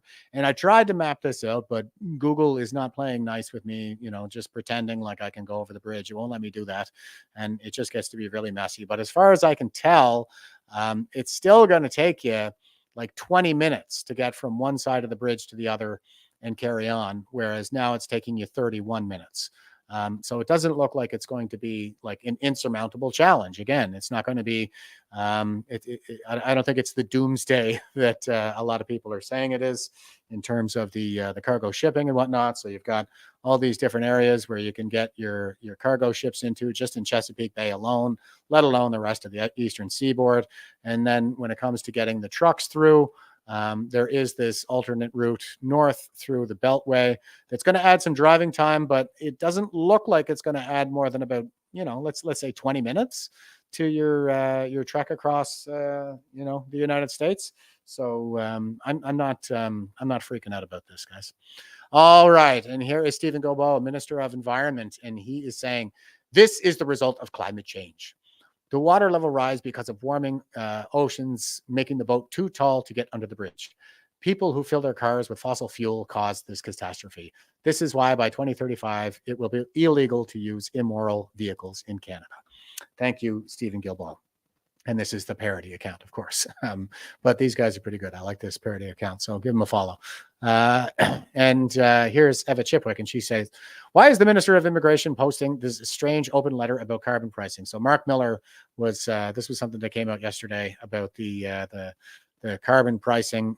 Mark Miller's tweeting this out. He says, an open letter from economists on Canadian carbon pricing.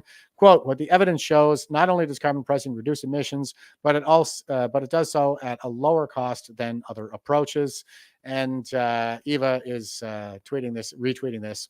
And she says, it reads more like a mission statement. It provides zero quote unquote evidence. It does not provide any references to studies in support. This document was not prepared by the government of Canada. Did Minister Miller even read what he posted? Probably not. They think we're stupid and they can just post this stuff up there. And we'll be like, oh, well, experts agree. Okay, well, if experts agree, then it must be true. But good on Eva for taking the time to go through this and say, look, you guys got to show your work, whether you're experts or not.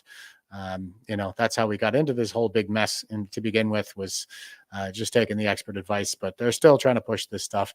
And I think it's probably falling flat, definitely more so now than it ever has been. And here is Son of a Bench. And they say, Trudeau sent this message to all premiers of Canada regarding the carbon tax. I apologize in advance for how angry you might be upon reading it. If the carbon tax was not a scam and it actually did something for climate change, the Liberal NDP coalition would keep all the revenue. Guilbeault has said Canadians should be able to see results by 2060.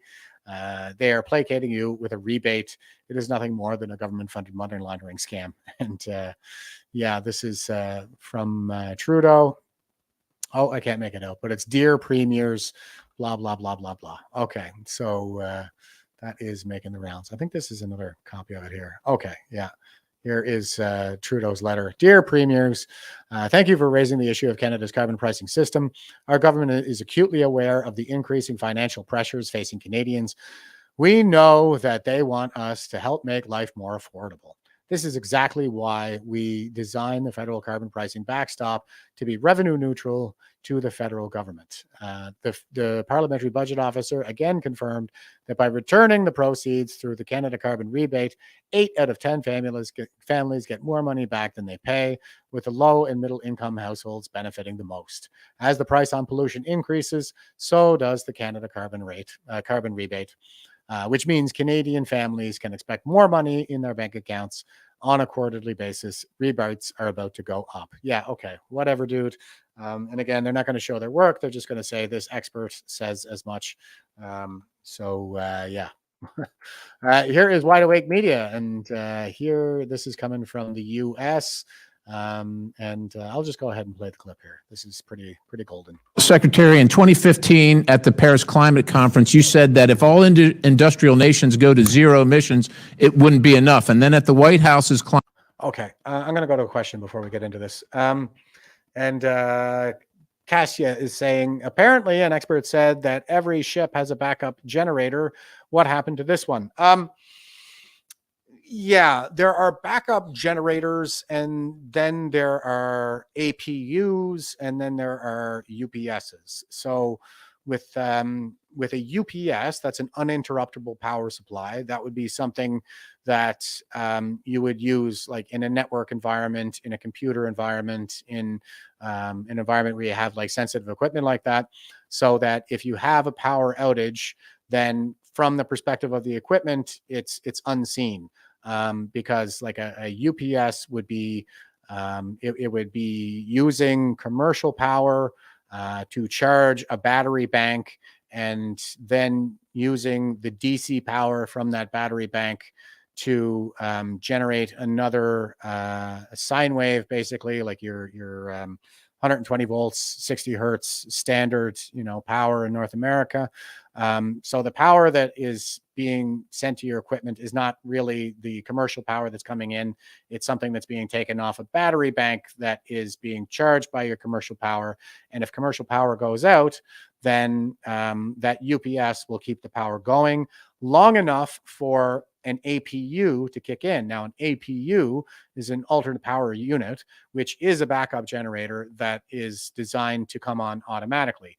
The problem is in some environments where you have safety equipment, like there's a power bump, there's a transition period there between the power going out, and then there's a few seconds for the APU to detect the power being out and then kicking on. And you would have a UPS in there to mitigate any impact to the equipment caused during that transitional period. And an APU, like I said, fires up automatically. But a backup generator is just that. It's just a backup generator. So if the power goes out, then you got to go out and start your backup generator in order to get the power back on. And with the amount of time that we saw, between the power going out and the time that it came back on and the time that it hit, all of that I think would fall within the range of normalcy when it comes to getting a backup generator online. So that could be happening as well. It doesn't say that they have and I don't think that they would have a UPS in a situation like that. It probably would just be a backup generator that they would have to start if they lost power. Usually, like when the power goes out, then they're probably at sea. The fact that it happened while they were still in a port there was very unfortunate, but they just probably didn't have time to respond adequately before they hit that sucker. And Tony is saying there are heavy currents also. Yeah, I would expect that as well. There probably are heavy currents there. Probably did have something to do with the way the back end of that ship just swung out. And Chris is saying, I think the ship versus bridge was an accident caused by ineptitude, in my opinion. Yeah, that is the conclusion that I'm coming to as well. Probably, maybe there are some issues with standards when it comes to shipping, just like there are issues with standards when it comes to airline travel and when it comes to train, on the rails. So we're seeing, these different transport sectors kind of collapsing under their own weight because the standards just aren't being enforced anymore. And I wouldn't be the least bit surprised if we saw a similar trend in shipping. There's every reason to believe that there should be such a trend there. And so I just can't get to the conclusion that we need a cyber attack to explain this. Okay, back to this. This is, again, on climate change, guys. Climate Day in January of 21, you said almost 90% of the planet's emissions come from outside the U.S. We could go to zero tomorrow and the problem isn't solved. And in April 21, you told the Washington Post that even the U.S. and China going to zero emissions tomorrow won't solve the climate's problem.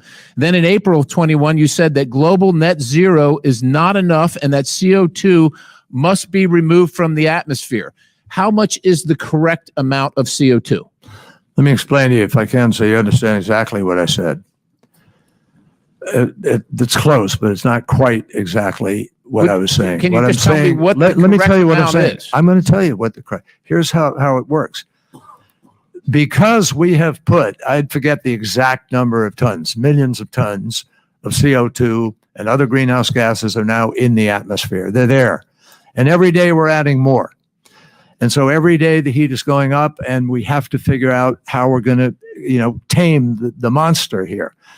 The only way to do that is to reduce emissions on an ongoing basis to get control on the current level of emissions that we have created. But what is what actually is the correct, suck, sir? you're With all gonna due have to- respect, you've been through Let me this just before. finish. What is the correct amount? I don't want to spend a bunch of time about a history lesson about things that people don't care about. Well, it changes every day. what's I can't tell you the correct exactly what amount it's change in the. there? Yes, So- it does. So, Because we're- Secretary, you probably know that for approximately 200 million years, what's the parts per million now? About 400, right? Can we it's agree on over that? 400. All right. It's about, for about 200 million years, 2,000 parts per million. Did Mother Nature get it wrong for 200 million years? Here's the difference, Congressman. The difference is, yes, there were periods which all the scientists who deal with climate acknowledge that there have been moments on the planet, which is billions of years old, in which there were greater heat and there was greater. Tell me the carbon difference dioxide. quickly. I've got a The limited difference amount of is time. human beings are creating Okay, so this. That's the difference. so human beings are We are about creating 300,000 years old, but Volcanoes could be creating it as well. I mean, the change was happening well before humans came on the scene. So to be able to attribute this change to humans is like it's a correlation without causation. Like correlation doesn't prove causation. So, and Terry is saying Kerry is nuts, and Chris Freestone is saying can't stand this condescending prick. I mean, and the thing is. And Chris is saying, please explain it to me like I'm a child, FFS. Yeah, I feel the same way. And the thing is, like, I'm pointing to all these things like the gross ineptitude in our leadership and in management, and the fact that we're in a management crisis right now. And it's because we're in a fourth turning, and it's because the boomers are the management class. It's always a boomer generation. It's always the generation that's born in the wake of the previous crisis era, World War II and boomer generation, respectively, that drive us into the next crisis due to their ineptitude and inability to engage in diplomacy. And as you can see with John Kerry here, like everything he's saying is very anecdotal. You want us to restructure an entire economy and our way of life around John Kerry's anecdotes?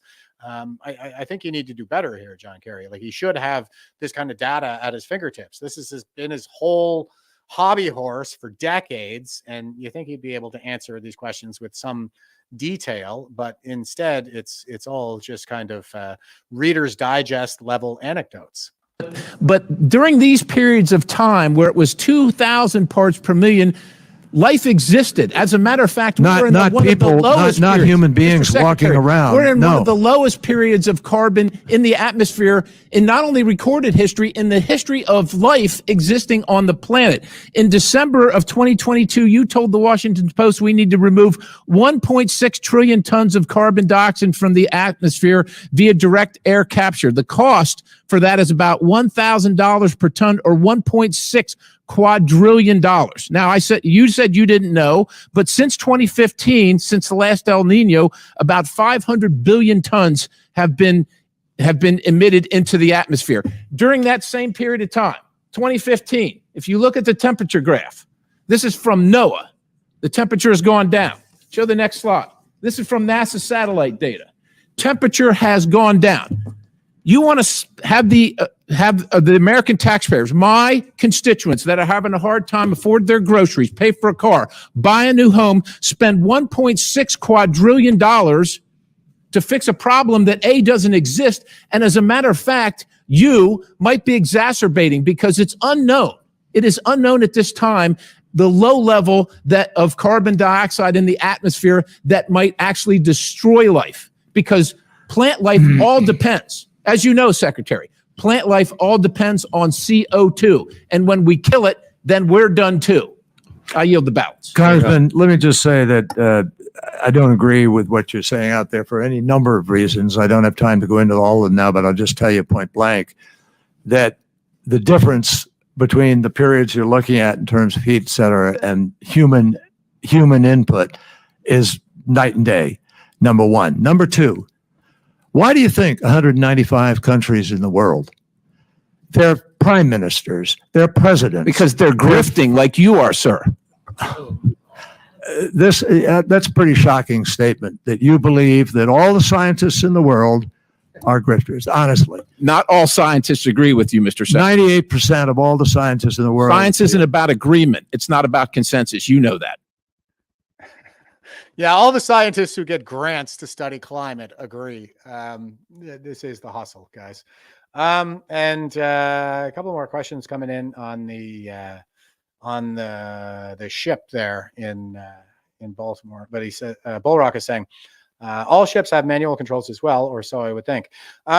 Something that size, my understanding is that it would be hydraulic, and so it would require, like, that's an electromechanical system, right?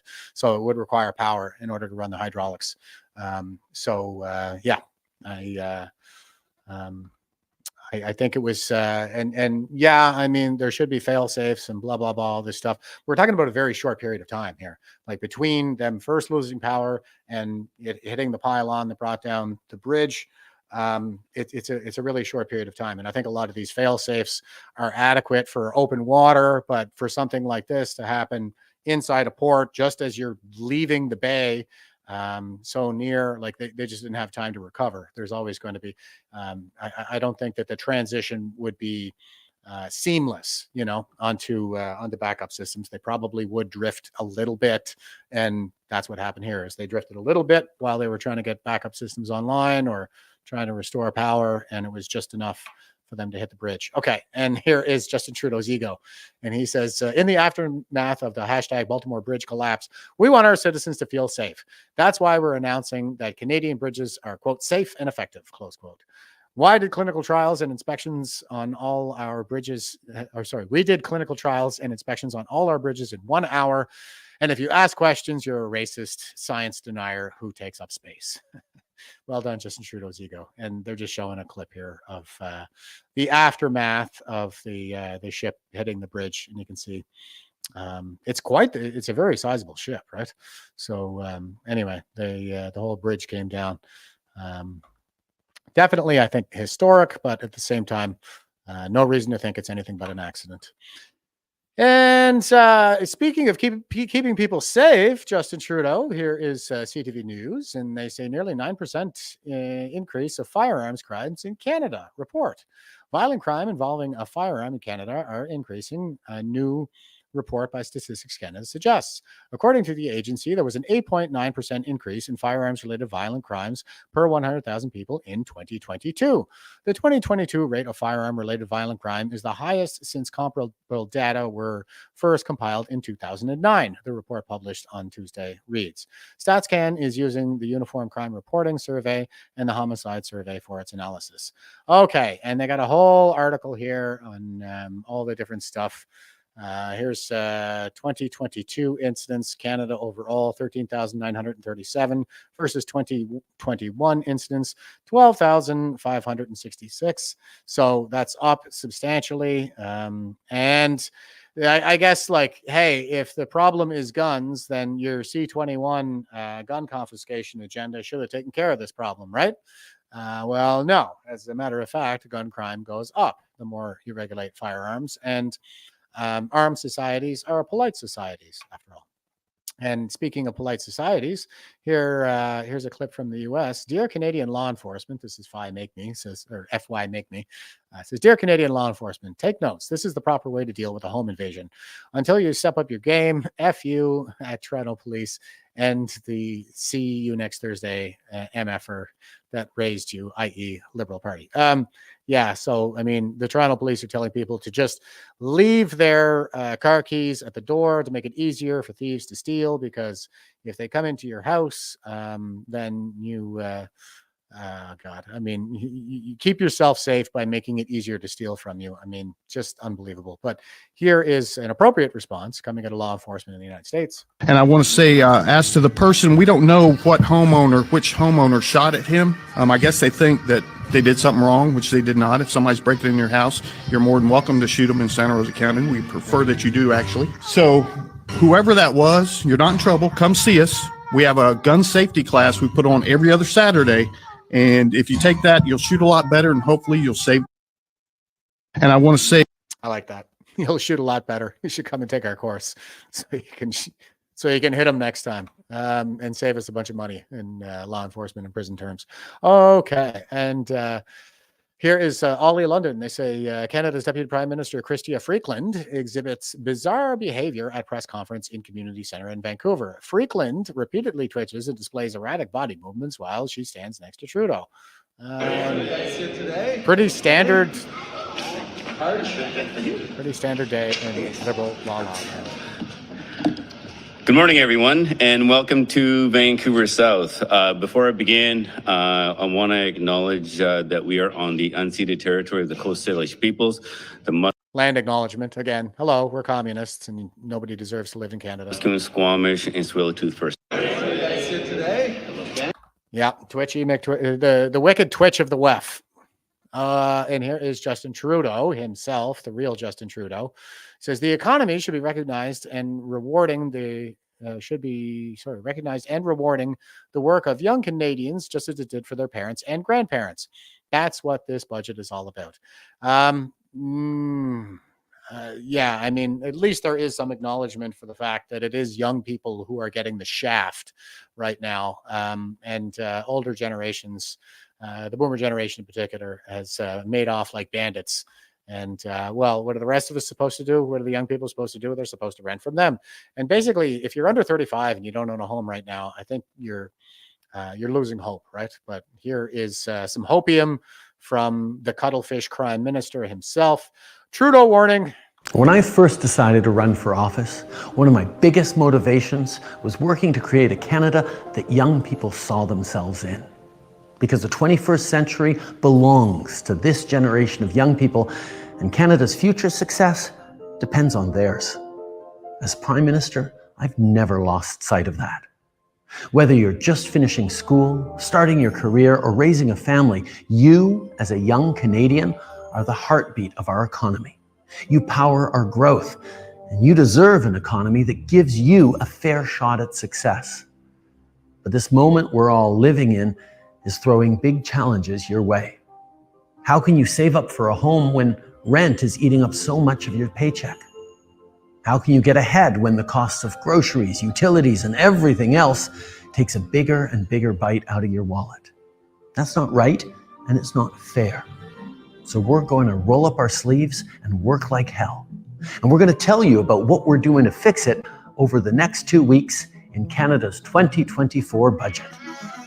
Fighting for fairer prices, investing in the programs and services that help you get ahead, creating new opportunities, new jobs, new businesses. And most of all, we're going to build more homes and apartments in this country at a rate faster than we've seen in generations. Homes and apartments that you can afford in communities where you want to live and work. Yeah, they haven't built anything in the 8 years that they've been in office, but they're going to start that now, and it's going to be better than it's ever been in all of Canadian history. Sure it is.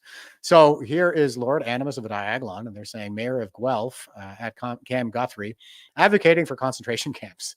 There are many available homes in Guelph, but instead he wants this.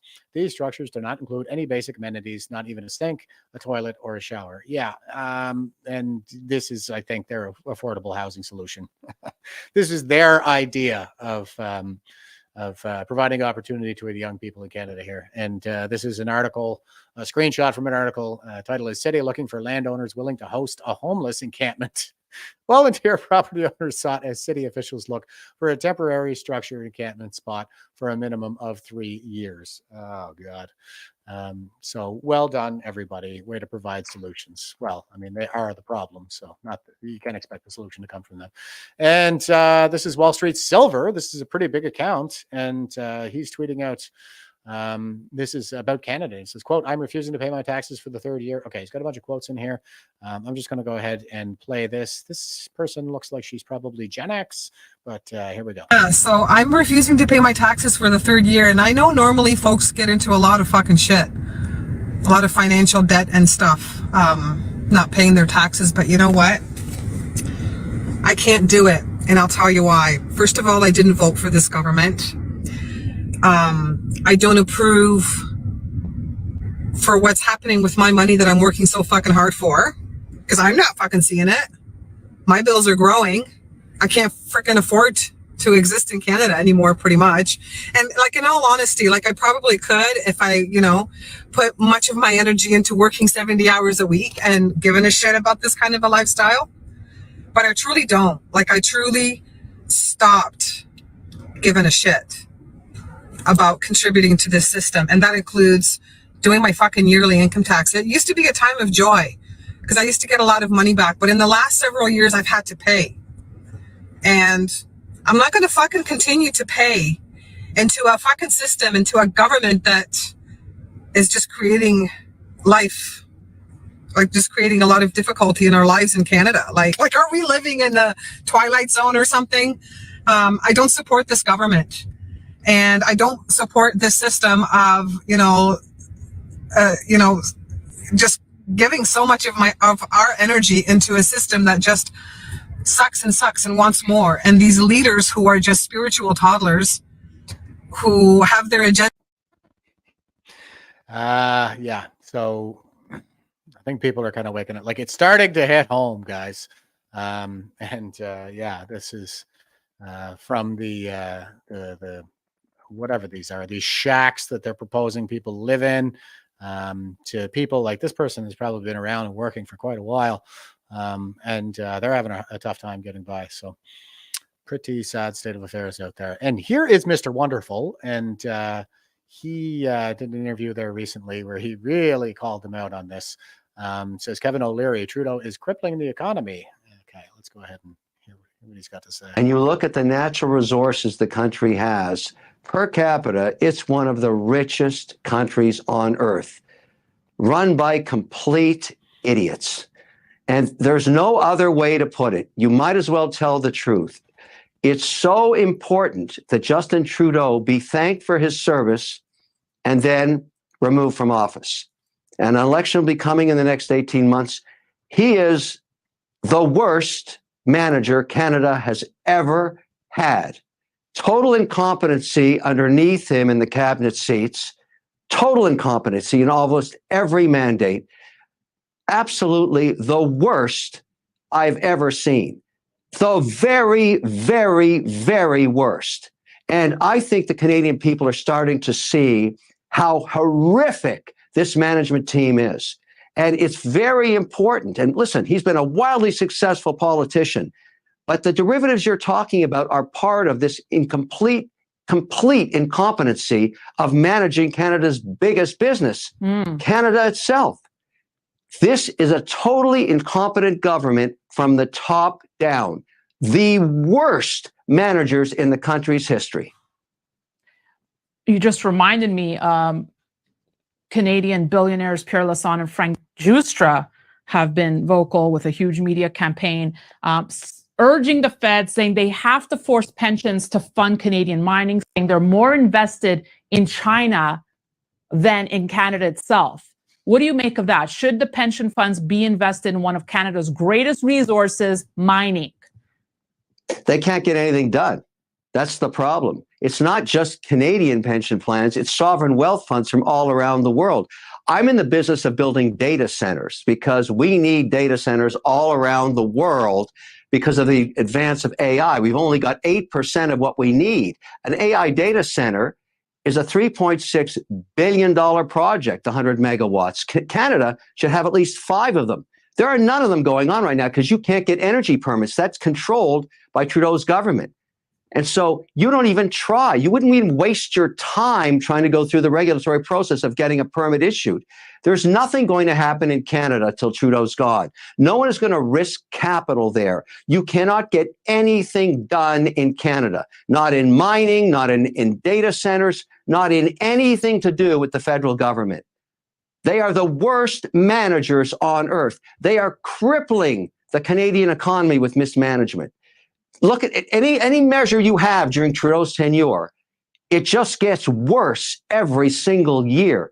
It's so important that he be swapped out. It's just the most important thing Canadians can do. They could vote for anybody else and do better. Anybody else. I think he's come to the realization his time may be limited. I watched a recent interview he did with Radio-Canada where he basically said, you know, it's just been a crazy life for him. That was his quote. But anywho, moving on, I want to know about the likelihood. Yeah. So the comment on the pension fund, I find. Well, even our own pension fund isn't going to invest in our economy because it's just too hard to get a return on that investment. So they're investing elsewhere, like China, where it's much easier to invest. It's a pretty incredible state of affairs. But the pension fund, as I've been saying for a while, I think is probably at the root of a lot of our problems. It was the pension fund who went out in the early pandemic and scooped up all the residential property, turned the millennials into a permanent renting class. That seems to be the strategy now, is to get the millennials to rent from the boomers effectively, and to fund those pensions. And, that I think is also at the root of a lot of this misguided, misdirected kind of strategy to import a new working class from the third world, because the pension fund essentially is set up on a presumption of population increase. There's not, and that hasn't been the case. We haven't seen the population increase at the rates that it once did. And so instead of, instead of rejigging the Canada Pension Fund, Canada Pension Plan, what they're doing is they're importing all these new taxpayers to get enough people paying into it, but they still have over $1 trillion in unfunded liabilities. Those liabilities are our pensions, right? Those liabilities are what they're going to owe us in pensions. And right now they've got over $1 trillion that they cannot fund. And that has gone up consistently since the CPP was restructured back in the 90s. I don't even know how they can say that they're solvent, quite frankly. They report to Parliament every year on their revenues, and their revenues keep going up. And so everybody sings their accolades like, look at these brilliant investors. But it's like, well, look at the full balance sheet. You have to look at the revenues versus the liabilities, assets versus liabilities. And there's no balance whatsoever. They're way in the hole. They owe us over $1 trillion that they can't pay in our pensions. So, speaking of how broke we really are, this was making the rounds here earlier this week. I was off the last couple of days. I forgot to mention that, but I had a couple of appointments I had to go to that conflicted with my schedule. And, just for the regulars, I might actually change my time again. I might actually go back to the evenings. I'm in this program now through Veterans Affairs, the Voc Rehab program, where they call it the March of Dimes. I have to go to all of these different appointments, assessments, stuff like that, and it's been pretty painful so far. I don't really like dealing with these people, but I got to go to a bunch of appointments, so that's going to be probably conflicting with my schedule for the podcast quite a bit, and I might actually change my time again. Even though I have changed it a couple of times in the last couple of months. But anyway, we'll see how it goes. I'm going to weigh that out. But let me know in the comments if you'd like to see me back in the evenings, because I tried the mornings for a little while, but then it seemed like Jason Levine ended up doing his timing that overlapped with mine, and he was going a little bit earlier than I was, so I moved to the noon hour to try to deconflict. I don't think that we should be competing with one another out there in this space. We should try to find a way to collaborate, and I think he's relying on his work for a living right now, and I'm not. I'm doing this all volunteer, so I was more than happy to accommodate, but now I might actually have to go back to the evening time. And I was thinking probably 6 Eastern might be a decent time. I'm not sure if I'm going to be competing with anybody else around that time or not, but I need to research. And if you guys want to let me know what you think in the comments, then I would appreciate your feedback. Okay, so here's the National Compost, and they're saying a secret RCMP report warns Canadians may revolt once they realize how broke they are. Right from the get-go, the report authors warn that whatever Canada's current situation, it will probably deteriorate further in the next 5 years. Yeah, I think a lot of the decisions that are being made right now are not really going to reverberate down to the lowest levels for a few years. It has a bit of a delayed effect. but it's going to get worse. Okay, so here it is. A secret RCMP report is warning the federal government that Canada may descend into civil unrest once citizens realize the hopelessness of their economic situation. Quote, the coming period of recession will accelerate the decline in living standards that the younger generations have already witnessed compared to earlier generations, close quote, reads the report entitled The Whole of Government 5-Year Trends for Canada. So again, there's some more recognition that this is a generational issue, which is the idea that I've been putting forth since I started this podcast. We're in a demographic crisis, essentially, and it's the same demographic crisis that recurs every 4 generations. It's called a fourth turning. And it is that the boomers are soaking up all of the wealth. They got to have all of the wealth for themselves, and none of the other generations are allowed to have any wealth. Okay. Back to the article. Quote, for example, many Canadians under 35 are unlikely to ever be able to buy a place to live, close quote, it adds. The report, labeled secret, is intended as a piece of, quote, special operational information, close quote, to be distributed only within the RCMP and among, quote, decision makers, close quote, in the federal government. The heavily redacted version was made public as a result of an access to information request filed by Matt Malone, an assistant professor of law at British Columbia's Thompson Rivers University and an expert in government secrecy. Describing itself in an introduction as a, quote, scanning exercise, close quote, the report is intended to highlight trends in both Canada and abroad, quote, that could have a significant effect on the Canadian government and the RCMP, close quote. Right from the get-go, the report authors warn that whatever Canada's current situation, it, quote, will probably deteriorate further in the next 5 years, close quote. In addition to worsening living standards, the RCMP also warns of a future increasingly defined by unpredictable weather and seasonal catastrophes, such as wildfires and flooding. Most notably, the report authors warn of Canada facing, quote, increasing pressure to cede Arctic territory. Ooh, yeah. Increasing pressure from whom? Probably the Chinese and the Russians. Another major theme of the report is that Canadians are set to become increasingly disillusioned with their government, which authors mostly chalk up to, quote unquote, misinformation, quote, conspiracy theories, and, quote, paranoia. This doesn't really sound like they're on our side. I think they're paranoid. They are paranoid of the Canadian population. And it's just like Eva Chipwick said when she was questioning Justin Trudeau, when did you become so afraid of your own people? I think there's a lot of that going around at the highest levels of our institutions right now.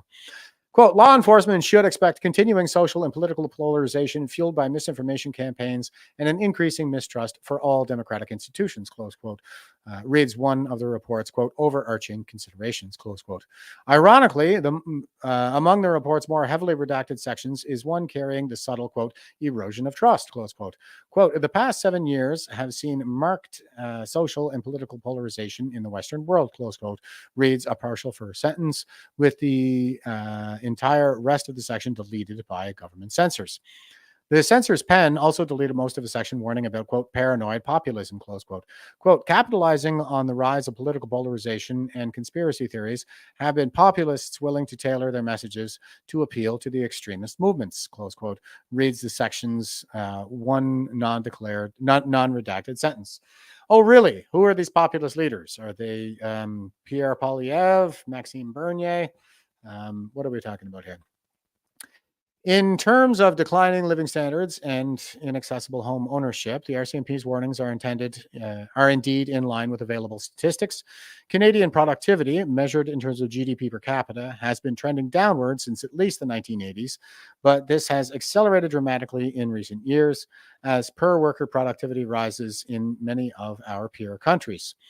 That is something that we're really lagging into, even since the pandemic. Like the U.S. has recovered much better than we have.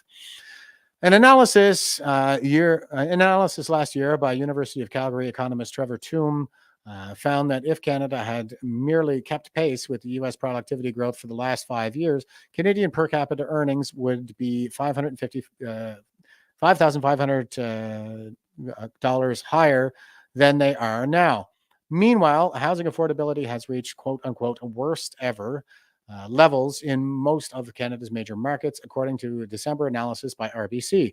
On average, even condos are now so unaffordable that only 45.5% of Canadian households had sufficient income to buy one at current prices. As for single-family homes, only the richest 25% of Canadian households had any hope of obtaining one.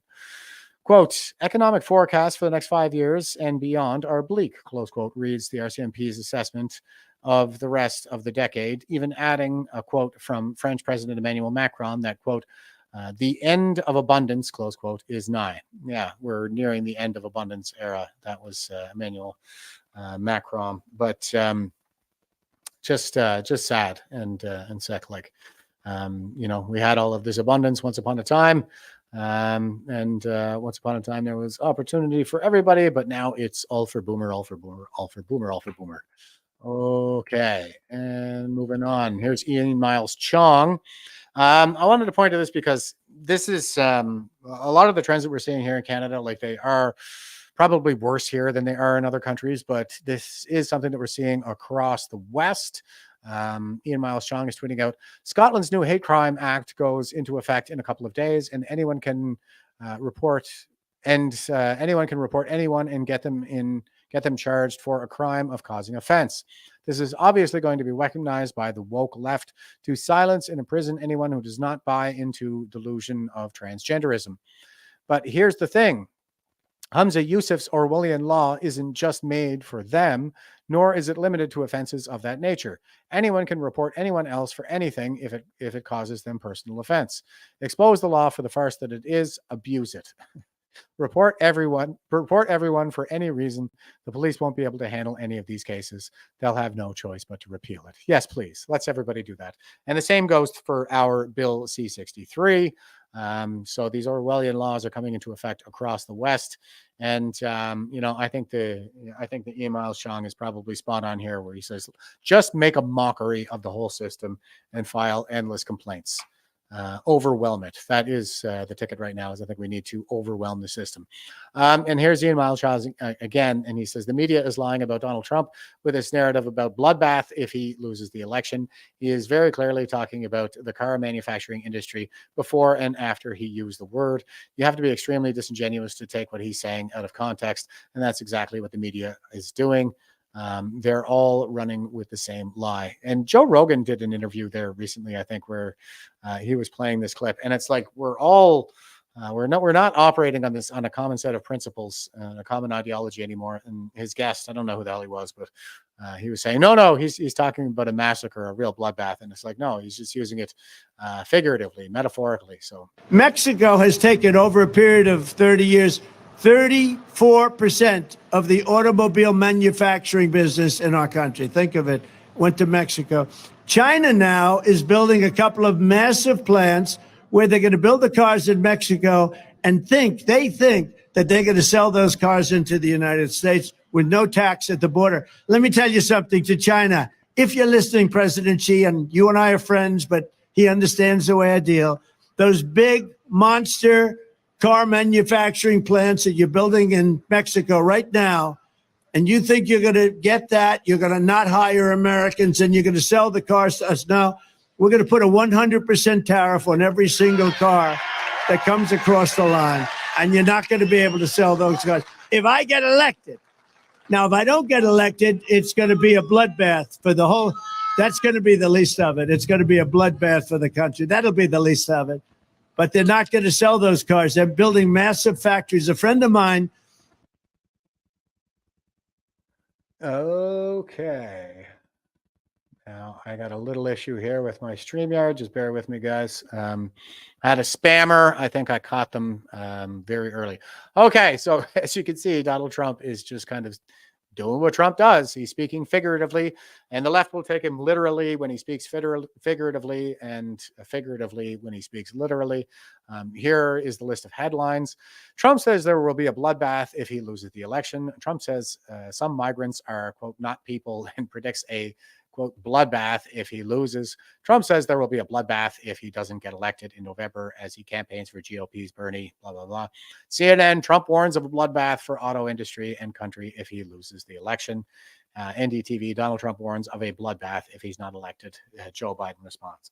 Yeah, and I'm pointing this out now because this was in the news cycle earlier this week, but it seems to have fallen by the wayside. This tweet is actually from the 17th, so March 17th. So that was quite a while, and nobody's talking about this anymore. So they spun this whole thing up. The media went berserk, and I think everybody gave the collective eye roll, accompanied by a collective groan. Spare us. And every time they do this, his numbers seem to go up. So I think this is a good sign. The fact that this fell out of the news cycle so quickly is probably a good sign. And Cindy has taken off. Says, have to go, Jeff. Hearts win. Have a good Easter, everyone. #winning. Yeah, tomorrow's Good Friday, so I don't know if I'll do a live stream tomorrow because of the holiday, but maybe. Let's see. A few people are still kind of chiming in on some of the ship stuff there that happened in Baltimore. Anita B. Deep is saying, are there not tugboats and other vessels to stop this from happening? My understanding is the tugboats can be used to get them away from the dock when they're stopped, just to make sure everything goes okay there. But it's a huge port. There's lots of room to fire up the engines and take that sucker out of the bay under its own power. That's the way it usually operates, as I understand it. So yeah, there's no reason the tugboats would take it out beyond the bridge as that. Okay, and here is an update from our side of the border here. So Helen Gruce, there was the trial there earlier this week, and I put it out to the V4F channels that they were looking for people to show up to witness the tribunal. And this is Legally Purdy saying, update on the Helen Gruce Ottawa Police Tribunal hearing. Here's a quick recap for your watch in less than 3 minutes to stay informed. So yeah, we'll see what's going on from Ottawa here, right from somebody who's been there the whole time. Good evening, everyone. Legally Purdy here to give you a quick update as to what happened today at the Helen Gruce Ottawa Police Tribunal. When I showed up there, it was absolutely packed. Ottawa Police advised that due to Ottawa Fire Code regulations, only 22 observers would be allowed in the room. And in true Ottawa Police fashion, they advised us that anybody parked in their parking lot would be towed. And additionally, those of us who are parked in the Scotiabank parking lot, they could not assure us that our vehicle would not be towed either. So that was the start of the day. Ottawa Police acting awesome as ever. And moving into the hearing room. So the motion today was to have Vanessa Stewart removed as prosecutor for basically conduct unbecoming. And when we entered the room, it was made apparent that Ms. Barrow and Ms. Bordelot were indeed retained by the prosecution last week as external counsel. For those of you who made note of that name, yes, Ms. Bordelot is former Ottawa Police Chief's wife that will be assisting on this matter. So basically, the defense decided that that motion was now moot because they had indeed retained external counsel, and Ms. Barrow was addressing the hearing officer today. But the prosecution actually wanted the hearing officer to render a decision. And I think basically it was a way to somewhat clear her name so that people like me couldn't sit here and tell you that she was acting in a way that was, in my opinion, conduct unbecoming, especially that of somebody licensed with the Ontario Law Society. So the hearing officer decided that the defense did not need to file their motion. Just a little sidebar. People aren't told when they are to file their motions or withdraw their motions for that matter. So that was put aside. And so we're back May 27th. What they're going to do is decide what evidence will be allowed via email back and forth, and they're going to get to consent on items, and any items that can't be consented on will have to be put forward in a motion to the hearing officer by the second week of April.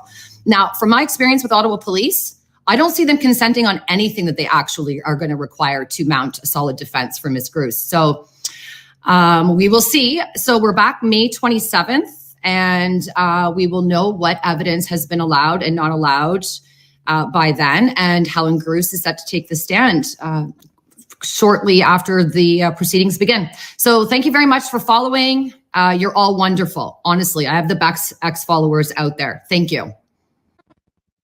Awesome. Well, not so far as the misconduct goes, but this is the kind of ineptitude and corruption that we're seeing across the board. Yeah, no surprises there, I guess, from OPS. Okay. And I'm all the way up to the Veterans for Freedom website. We're coming on the end of the program here, guys. Just a few more comments here that I'll address. And I do my very best to kind of dive into these things when it comes to like the ship and the Baltimore port and all this. I'm always skeptical. I'm a skeptic first, like I said, extraordinary claims require extraordinary evidence, and to take control of a ship via cyber attack, I'm not aware of that ever happening. Now I could see like there being some sabotage that might disable the ship, but to take it over and steer it, that is a bridge too far for me. And this is coming from a guy who spent 20 years in tech and, a little bit of time in cybersecurity as well. It's not the kind of thing that is under threat from a cyber attack. Other systems might be, like I said, banking, pensions, national security networks, like defense networks and this kind of thing. Those would be under threat. But as far as like taking over a ship, like could they take over your car and steer it because you have a connection to Sirius, for example, or that's about the level that I think we're on here. Like if you're connected to satellite via Sirius, could they hack into your car and start steering it that way? I don't think so. There's just no mechanism by which that kind of steering would occur, a few people are commenting on things like maybe it was DEWs and stuff like that. I looked into the DEW thing on a previous episode, especially with respect to the Maui fires.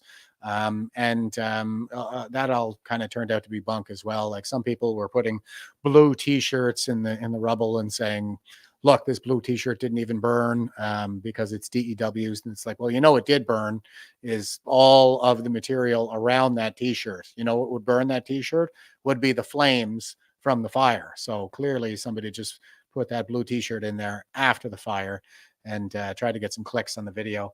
And there was a lot of talk about the melted aluminum rims. But aluminum melts at about 669 degrees Celsius, which, a large fire would be more than enough to melt that. It's just that it has a lower melting point than other metals. So there are explanations for this. You don't really need to kind of leap to the conclusion that there was DEWs or any kind of conspiracy at play there. I think in the case of Maui, again, it's just that we're not able to do a lot of the things that we used to be able to do. There were down power lines all over the place just prior to the fire. So like there's a mechanism for the fire that, and I think there was some arson at play. I was showing some clips at the time where you could see the flames like blowing clear across the road, like an asphalt road, and igniting something on the other side of it. That looks to me like it was probably an accelerant that was, getting blown by the same winds that were knocking down power lines and setting fires elsewhere. So I do think that arson is one of these terrorist modus operandis that we're seeing. And we saw that with, I think, a lot of the wildfires in Canada as well, be it Alberta, Quebec, Ontario, Nova Scotia. It's funny how those fires skipped right over the province of New Brunswick, probably because the Irvings would take you out if you ever tried to burn their forests. But yeah, I think that it's just good old fashioned arson, and that coupled together with gross ineptitude in our managerial class, so that a lot of our infrastructure is crumbling anyway. That goes with, the fire department's response and so on and so forth. So, but anyway, guys, we'll carry on here. All right. So here's the Veterans for Freedom website. You can subscribe to our newsletter by clicking subscribe here. Join if you're a veteran by clicking join here. Support by clicking support here. Two options. One is to donate to us directly to help us keep the lights on, help with our operational costs at Veterans for Freedom. And the other is the support fund, which we use to help Canadians who are suffering under this tyranny. Everybody who donates to the support fund gets a chance to vote on where the funds go every month. Last month's winner was Carrie Sakamoto, who we had on the program here a couple of weeks ago. I interviewed her, and she was severely vaccine injured. She has Bell's palsy-like symptoms as a result of the vaccine, and she even had her physician say as much on a recording. They're moving forward a lawsuit out there. Actually, no, I don't think that was her. But she's moving forward with a lawsuit in Alberta there. Chris Lysak, obviously one of the Coots 4, he was one of the other contestants, and Lisa Robson, who was the Heartless Pickering city councillor who was sanctioned for standing up for her constituents. So she was another contestant. And we had the opportunity for you to send 10% of your donation to Quilts for Valor. So we don't have the contestants up there for this month yet, but they will be there shortly. And it is a very worthy cause that we're all very proud of around here at Veterans for Freedom. So please, if you're able to donate, please sign up. You can sign up for a subscription on your credit card using the buttons here. If you don't want to use your credit card, you can set up your e-transfer to go to fund@veteransforfreedom.ca. That's fund@veterans4freedom.ca, preferably with the auto deposit enabled. But if you're not able to do that, please use the password fund4freedom, all caps fund4, all caps freedom, and we'll make sure that that gets off to a worthy cause. And that brings us, look, I got an extra, that's my meme. Okay, so that brings us all the way back around to Aristotle, and he says, quote, "It is also in the interests of the tyrant to make his subjects poor. The people are so occupied with their daily tasks that they have no time for plotting." And that seems to be what's happening in Canada. Everything is getting more expensive, especially housing, especially groceries, especially staying warm. All of the things that we need to survive and thrive are under attack, so that we will be so immiserated, we'll be unable to mount any kind of a response to the ongoing tyranny and oppression in Canada. Okay, and I think that is the strategy of the CCP generally through their Belt and Road Initiative. That's a major constituent in their economic warfare prong. It's to kind of keep all the competing powers at bay by weakening them economically, militarily, to the point that they're not able to mount any kind of response to the Chinese Communist Party. And then all roads lead to China. So they would benefit from our economies, which would have a cumulative effect of making them incredibly rich, while the rest of us continue to toil for their benefit. Okay, that's it for me for today, guys. I'll just throw to a couple more comments before I sign off here. And here is Odious Patton says, "The Simpsons predicted the bridge explosion." I wouldn't be the least bit surprised. They seem to have been very prescient with a lot of their programming. And he's also saying, have a great weekend, Jeff, /E, and give me the salute. Thanks, brother. I hope you have a great weekend as well. And Terry over on Rumble is saying, "Cheers, Jeff, from a repentant boomer." Terry, you know you're one of my favorite boomers, brother. I appreciate you being on board with us. And it's a social trend, not a social rule. I will always point that out. You know, that's it's not an absolute by any stretch. And the real world is analog, not digital. It's not black and white. There are shades of gray in there, obviously. And Bullrock is saying, "Arson is what I think. Also, with California issues with wildfires." Yes, that is something that I've been tracking in California for a number of years, is all this stuff about climate change and intensifying wildfires. It always ends up being a bunch of eco-terrorists setting fires and then screaming climate change. And Bullrock is saying, "Have a good afternoon, Jeff." Yes, you as well. Thank you very much. And Marion says, "Happy Easter, everybody." Yes, happy Easter to all. Thanks, everybody, for tuning in. And until next time, stay frosty and stay safe out. Won't you help to sing these songs of freedom? It's all I ever have. Redemption songs.